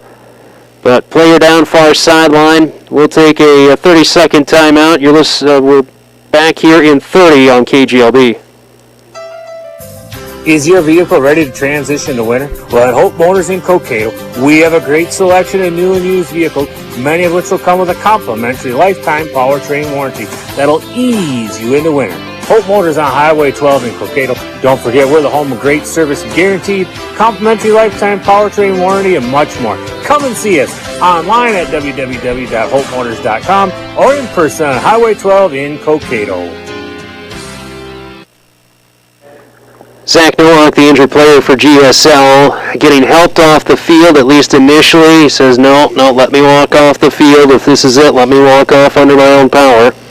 For the junior, Zach Nowak, the safety for GSL, hobbling off the field, walking under his own power, but there's a definite hitch in his giddy-up in this one, Kip. Yeah, that is definitely a slow walk across the field. He maybe could walk it out and try to get back here and maybe get some tape, we'll see, but it's not looking promising that it'll be in the next play or two. So it's 1st and 10 for DC at the GSL 38-yard line, going left to right, leading by a score of 22-7. It's been a very slow third quarter. 3 straight players with injuries will definitely help with that. A couple of 3-and-outs, a lot of punts. Not a lot of continuous action like the one drive at the end of the second quarter for DC where they chewed up over 7 minutes on a drive. And kept it all right in the middle of the field, so it was only stopping on those first downs. Wishbone backfield. Guys flip positions in the tailback. They'll hand it off to Eli Gilman up the middle. Hurdles across the line. Spins away from one tackle. Stiff arms him into the ground on the far side. 20-15, 10-5. Touchdown. Eli Gilman. His third of the evening. 38 yards to pay dirt. And here's what you're seeing, this tempo and some injuries being the difference right now, right? The linemen just can't keep and spread out as quickly as Gilman is getting to the edge on these pitches and coming through on some of those not draw plays, but just a handoff trap plays, traps. Yep. And just can't quite follow him. And he broke it. He spun out of a tackle. He broke it. He stiff-armed a man away as well to get that one to go to pay dirt, and makes it now a 28-7 lead. DC is going to be going for 2 here. As guys get tired, those arm tackles just aren't enough. They pile up real quick. Gilman in that shotgun formation.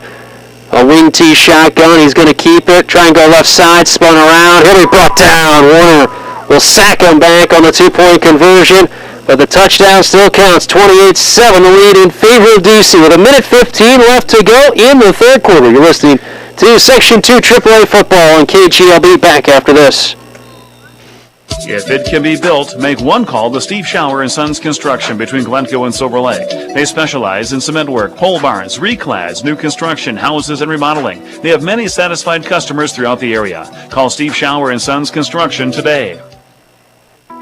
Tyler and Tina Wico of Wico's Custom Tile and Flooring in Dassel has been serving you with a variety of flooring products and services for your home for over 10 years.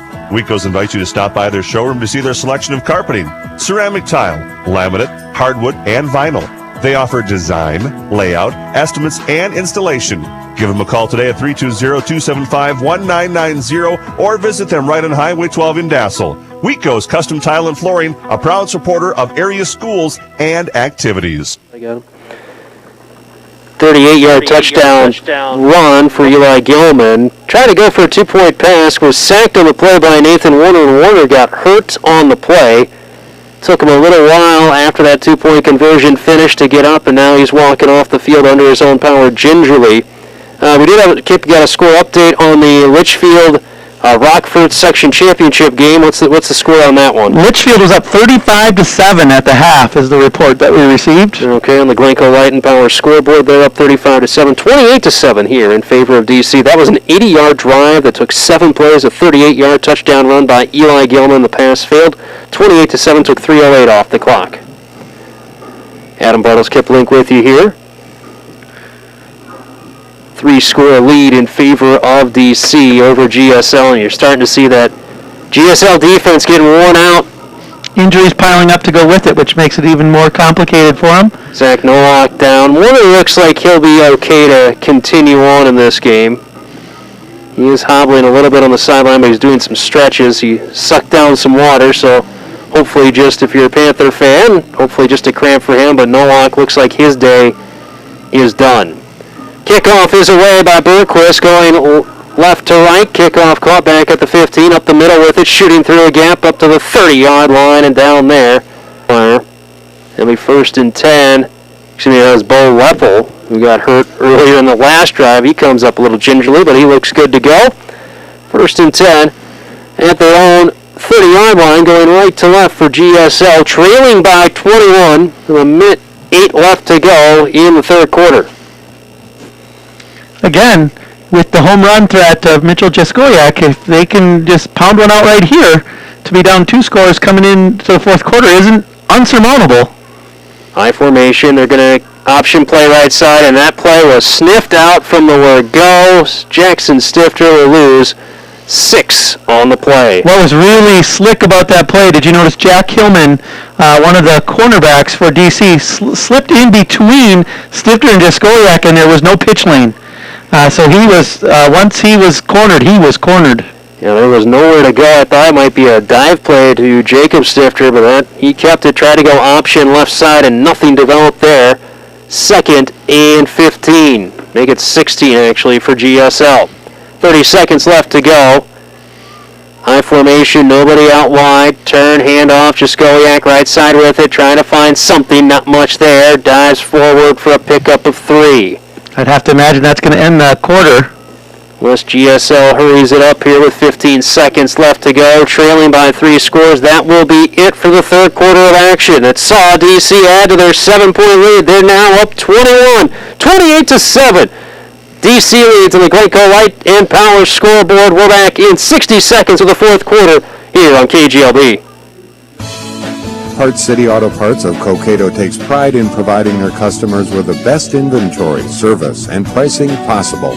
They offer a huge selection of brand name auto parts from trusted manufacturers. Parts City Auto Parts not only offers automotive parts, but also heavy-duty parts and filters, ag parts, and small engine parts, tools, and much more. Parts City Auto Parts of Cokato, located right on Highway 12. If you've always wanted to own the very best of something, visit your local John Deere dealer, Midwest Machinery Company of Glencoe, Stewart, and Howard Lake. John Deere quality lives in everything they build. Don't put off that dream of owning the best. Capture it during deer season at your local John Deere dealer, Midwest Machinery Company of Glencoe, Stewart, and Howard Lake. My Own Body Shop in Glencoe offers complete auto body repair, as well as free estimates, insurance work, glass replacement, quality work, restoration, custom painting, and pinstriping. Call Corey Popelka at My Own Body Shop today to schedule your appointment, 320-864-4964. 28-7 the lead in favor of DC over GSL as we get ready to start the fourth quarter. Adam Bottles, Kip Link with you here at Stevens Seminary Stadium. GSL now going left to right across your radio dial, computer screen, whatever type of device you are listening and or watching us on this Friday night, final night of the fall sports season across Minnesota. Single set back, he is Jacob Stifter. Jaskoliak goes out wide right on this 3rd and 12. Jackson Stifter looking to pass, has time, heaves it near side. Off again. Should be incomplete, triple coverage, trying to go to Mitch Jaskoliak. Although if you're going to do a game of jump ball, I'll take my chances with Jaskoliak trying to go up for it for GSL against nearly anybody, but triple team coverage there. Colin Asplin helped knock that one finally to the ground. It was incomplete, and out comes the punt team for the Panthers. Yeah, that was kind of really the only option for Stifter there, and he ended up being covered, completely bracketed. That ball was going to have to be perfect. Trying to go DeAndre Hopkins. You're trying to go DeAndre Hopkins on him. Come on, we saw it not that long ago. Punt is away. Stifter with a good boomer this time. On to the other side of the 50, picked up at the 27, taken to the far side with it is Goodyear. Goodyear with it across midfield with a 45, far sideline, across the 40, low 30, ball comes out late. Are they going to say he was down? They're going to say he was down, and yes, it'll be a net of -1 on the play, as the return brought it back to the original line of scrimmage from where that punt was from. Oh, what a return. Stifter puts a good boot into it, but the coverage there couldn't catch up to it as it was kicked beyond his coverage. And it's 1st and 10 for DC at the GSL 28-yard line. That was a very nice run by Goodyear, found a nice seam, and, basically just started going north and south right away. 11:37 left to go in regulation. DC with the football. Starter still out there. Wishbone backfield, ball on the right hash. Asplin under center, takes a snap, hand off. Eli Gilman left side with it across the 25 up to the 20, keeps his legs moving and falls forward up to the 19-yard line. A pickup of 8 on the carry for Gilman. Before this series for DC, Gilman was up to 163 yards. It's been... It was a quick 163 because I didn't, up until that 38-yard touchdown run, I didn't feel like there was that monster run. They'd just been... He had the 22-yard touchdown run, chugging. He just hasn't had a negative run throughout this game. He did have the one fumble, though, back in the first half. 2nd and 2, and now DC running the play clock down before Asplin ducks under center with 5 on the play clock, takes a snap, turn hand off, Keaton Johnson right side with it across to the 15-yard line before he's brought down there for a pickup of 4 and a first down for the Chargers. Clock rolling here in the fourth quarter. DC lead over GSL by a score of 28-7 on the Glencoe Light and Power scoreboard. Keaton doing a nice job there for the Chargers, keeping those chains moving forward. Again, the big thing tonight for DC has been the lack of negative plays. I've only got them for 2 negative run plays, and one was because of a botched high snap that Colin Asplin just had to fall on.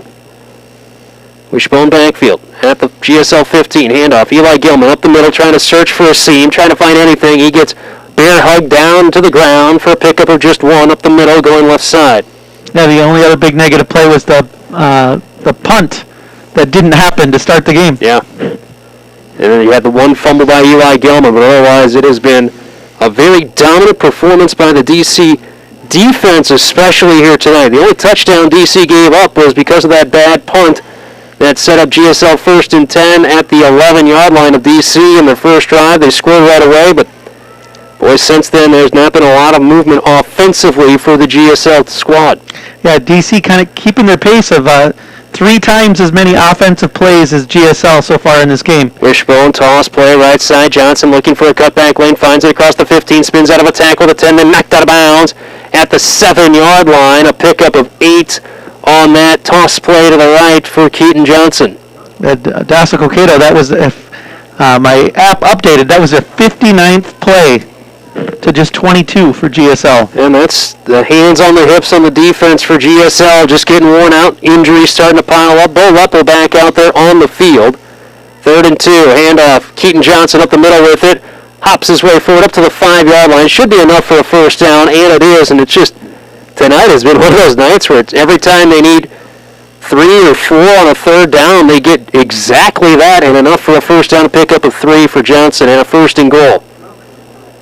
And now instead of the hurry-up offense, DC has gone to the much more methodical, we'll huddle up, I'm going to run over to the sideline, get the play call, and the play clock's down to about 5 or so, then we'll snap the ball, but there's very little hurry here for the Chargers, up 3 scores with 9:05 and counting left to go in regulation. And for GSL to get back in this one, they're going to have to go to a passing offense, which is just not their normal. Stifter's thrown some pretty good balls tonight, but when DC just left side, Keaton Johnson is in. Touchdown. 5-yard touchdown run for Keaton Johnson. His first score of the night. There was a penalty, I think. Holding on the Chargers. And that will take that touchdown off the board, obviously, and it is. Backs him all the way up to the 15, so that was right at the line of scrimmage. So it's 1st and goal now from the 15. So hold your cards, everybody. Not quite done yet. Well, and again, for DC, that could be to their advantage if they take another 2 minutes to march these 15 yards. And now Clark is going to run in with the play here, and I think he'll be the QB in this situation. No, they've been using him as their receiving the signals and going to the sideline to get the play. Toss play right side, Keaton Johnson with it, trying to find a blocking lane. He bounces away from one tackler and dives forward up to the 10, a pickup of 5, and boy, Kip, he had no business even getting those 5 yards, but he did a little cut move to get around a tackler in the backfield, and then dives forward, gets a pickup of 5. Yeah, he's a real patient runner. He just needs a little seam. He's pretty shifty. Those that have paid attention to Dassel-Cokato football for the last few years, his big brother Blake was a dominant back for 3 years for the Chargers. Graduated 2 years ago, but kind of runs in that same way. 2nd and goal from the 10, wishbone backfield. Asplin under center, defense sprinting around, changing sides. Asplin takes a snap, toss play left side. Eli Gilman looking for his 4th touchdown, breaks one arm tackle at the 8, gets up to the 5-yard line before he gets brought down on the play. Pick up a 5 for Gilman. Clock rolling, we are 7.5 minutes away. DC leading 28-7 over GSL, 3rd and goal from the 5. So they've, since the holding call, have gotten 5 yards and 5 yards again. And now Eli Gilman hobbling and coming off the field, but now younger brother Monty Gilman checks in. Yeah, it'll be interesting to see what happens here. If they can't get the full 5, do they try to work their way towards the middle and maybe try to go for a short field goal just to make it a 4-score game? 4 on the play clock. Aspen under center, turn handoff. Keaton Johnson right side with it, off guard. Shoulder squares up. He spins and he's in. Yes, touchdown from 5 yards. So it took another minute and a half, nearly 2 minutes, and Johnson does get his 5-yard touchdown run. No flags on the play this time, and it's a 34-7 lead in favor of DC. Boy, that was just guts and determination there for Johnson. And they'll set up in the swinging gate, a.k.a. Daffy Duck, just to get the jollies from Mr. Adam Domino, who I know is listening out in South Dakota. Line themselves up, and now they'll reset to a normal kicking setup. Aho to kick it, leading 34-7. Snap is there, spot is down, kick is up. That was a little wobbler, and it's high, and it just gets past the crossbar. It wasn't pretty, but it still counts the same. 35-7, DC leads in the Glencoe Light and Power scoreboard with 6:55 left to go in the season for both of these teams. We're back in 30 seconds on KGLB. At Factory Direct Furniture, they guarantee you will pay less. Choose your style from in-stock or custom order from hundreds of fabrics and leathers. Over 150 recliners in stock and over 40 mattresses on display, all at guaranteed lowest prices. Factory Direct Furniture, Highway 7 east of Hutchinson. Call 587-SAVE. Head to Star Group Napa Auto Parts and pick up the Napa Legend Premium Battery, the elite choice for maximizing starting performance in extreme temperatures. Your local Napa Star Group stores are located in Glencoe, Gaylord, Norwood, and Winthrop. Visit napastargroup.com or Facebook. 28-yard drive, took 4:28 off the clock. Ends with a 5-yard touchdown run by Keaton Johnson, about 3 plays later than we originally thought because of a holding call, but they end up getting the touchdown nonetheless. Extra point from Aho, up and good. Not pretty, but he just needs to get over the crossbar in between those uprights, and he did all 3 of those qualifications, and it counts. Yeah, the penalty may have actually been a little bit of an advantage, right? Because it took another minute and a half off the clock. Time for another Sinking Seeds kickoff. Sinking Seeds in Brownton. And you get ready for the 2021 planting season. Kickoff high, near side, caught at the 23-yard line, looking, following his blockers, trying to find a seam, nothing there for GSL. Be 1st and 10 at their own 32, trailing by a score of 35-7. Adam Bartles, Kip Link with you here. Panthers offense, starting offense, will stay out there. Yeah, I just got an update on Litchfield. They're up 48-14.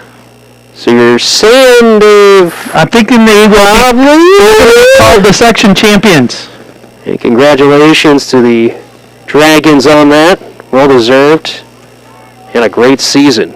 Wing T backfield for GSL. They'll send Jaskowiak in motion. Comes around right side, looking to get to the edge. He can't. Great job defensively. Grant Gracco met him on the edge, shook off a block and was standing there and just stood him up and waited for help. Loss of 2 on the play. Clock rolling in this one, and how much longer do they let Jaskowiak play out there? He hurt his ankle in the game against Watertown Mayor and just doesn't have the same juice that he had earlier in this season, especially as we all remember in his game against DC earlier this year. Had a huge game, and Chargers said that's not going to happen a second time. Shotgun 4 wide, 2 to each side. Stifter takes the waist high snap, cocks the right arm back. He'll heave it deep down the far side, and it's incomplete towards Jaskowiak. Coverage on the play by Asplin. It just seems like that was a good pass by Stifter, but it didn't seem like Jaskowiak could locate it and get to it in time. Yeah. Well, and you talk about Jaskowiak not quite being the same, and how much longer does he stay? Basketball season just got moved back at least 4 weeks. Yeah, he's got a month. So got a month to heal. I'm sure that these young men are more wanting to just stay in and keep playing because they know they got time. Rob DeCourcy doesn't want to see him get hurt anymore. He's the PA for GSL, the boys basketball coach. It's like, yeah, I appreciate him playing, but let's not injure that anymore. 3 wideouts to the left. And GSL is going to have to burn a timeout or take a delay game. Delay game.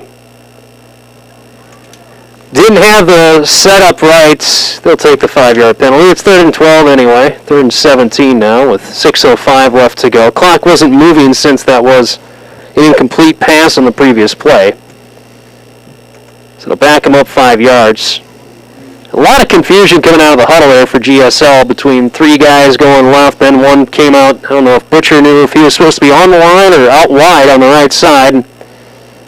That took him a while to try and set up and delay a game. Butcher goes out wide right. 2 wideouts to the left.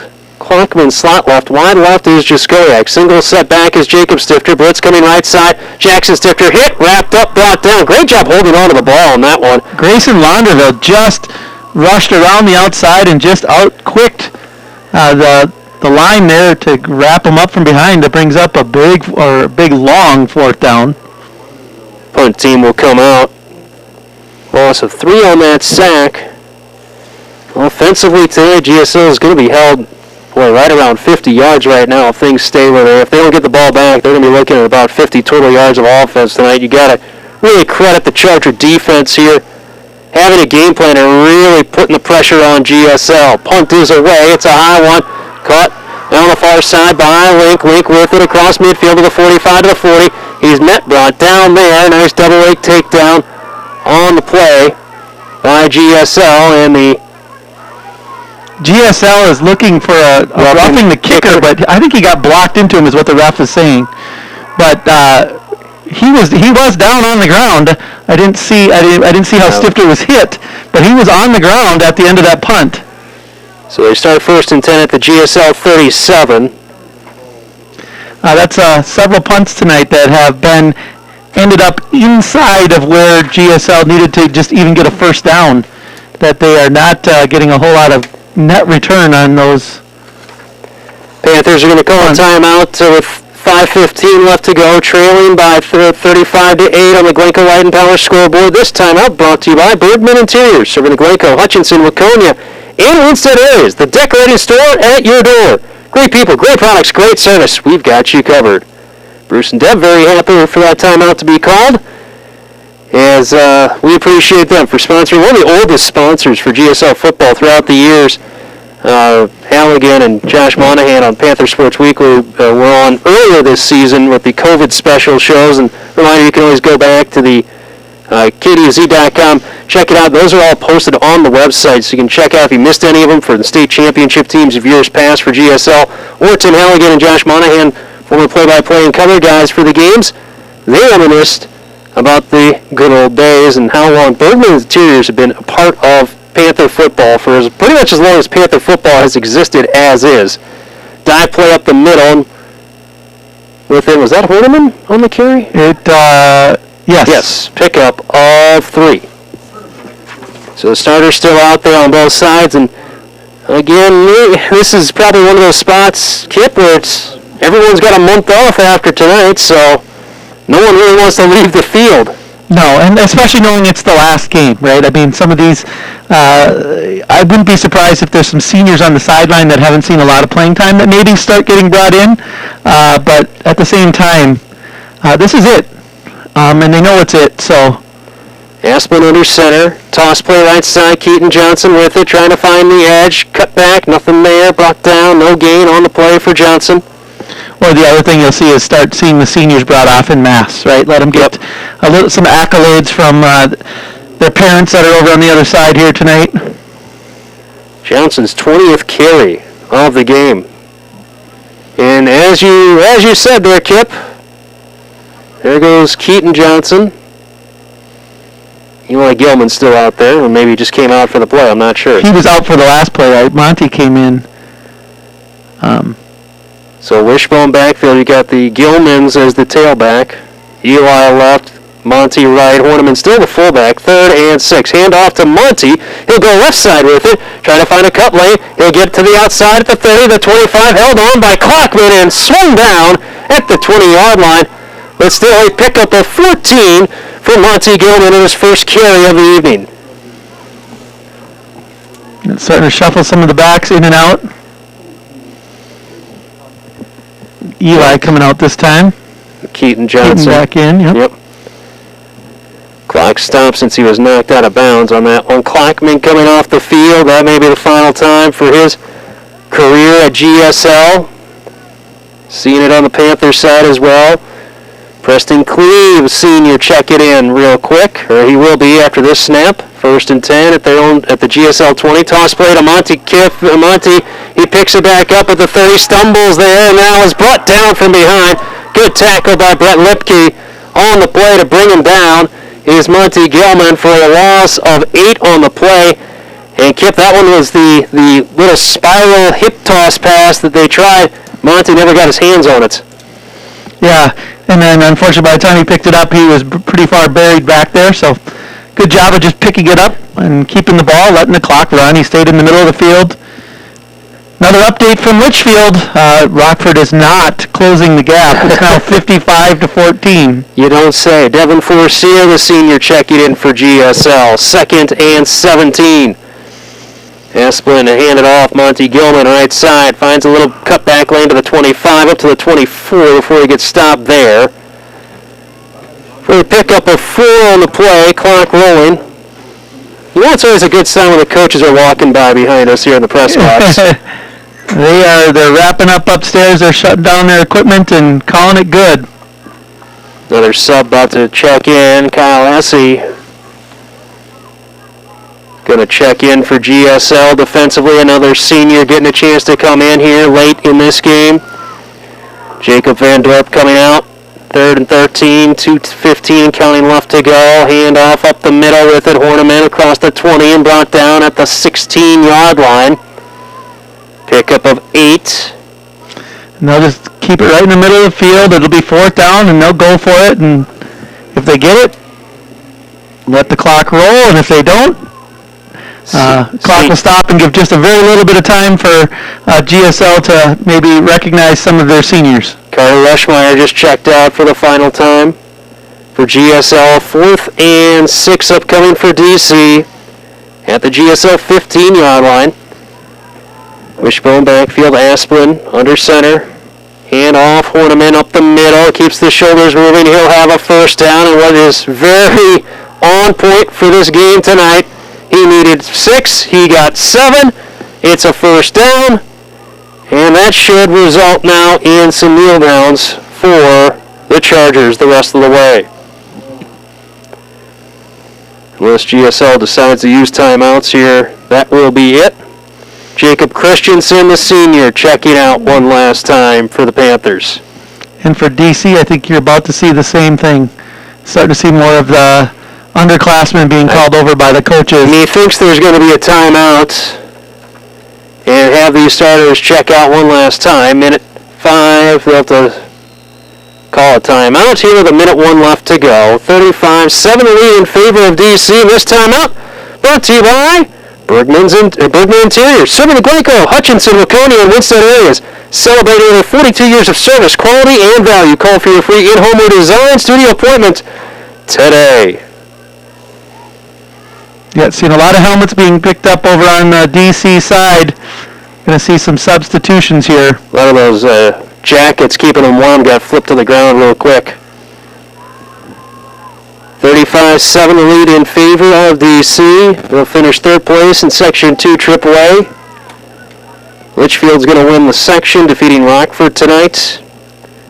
35-7 here. DC leading over GSL. Minute 1 left to go. It's going to be victory formation for the Chargers to seal this one. Colin Asplin, the senior, who's just been flipped into the quarterback role, will take the final 2 kneel downs of the season for the Chargers. As they'll finish the year 5-3, GSL will finish the season 3-4. The Chargers will get revenge on one of their losses of the season here at Stevens Seminary Stadium. They pick up a very nice win tonight. By a final score of 35-7, they will defeat GSL. And that'll wrap it up for the fall sports season in 2020. Volleyball's just started. Yeah, volleyball has just started. So they got started at 7 o'clock. They're taking on Rockford for GSL on their side. DC, that was at 7 o'clock too, correct? I believe so, yes. So those two... They might have had theirs last night now that I say that, but... That will do it for the game. The final score here at Stevens Seminary Stadium. DC defeats GSL 35-7. We'll take a 2-minute timeout. We'll come back here. Glencoe Regional Health Game Wrap coming up in 2 minutes here on KGLB. Some things never change, and the values that shape their heritage at Munson Lakes Nutrition will remain. They'll continue to manufacture a great product at a fair...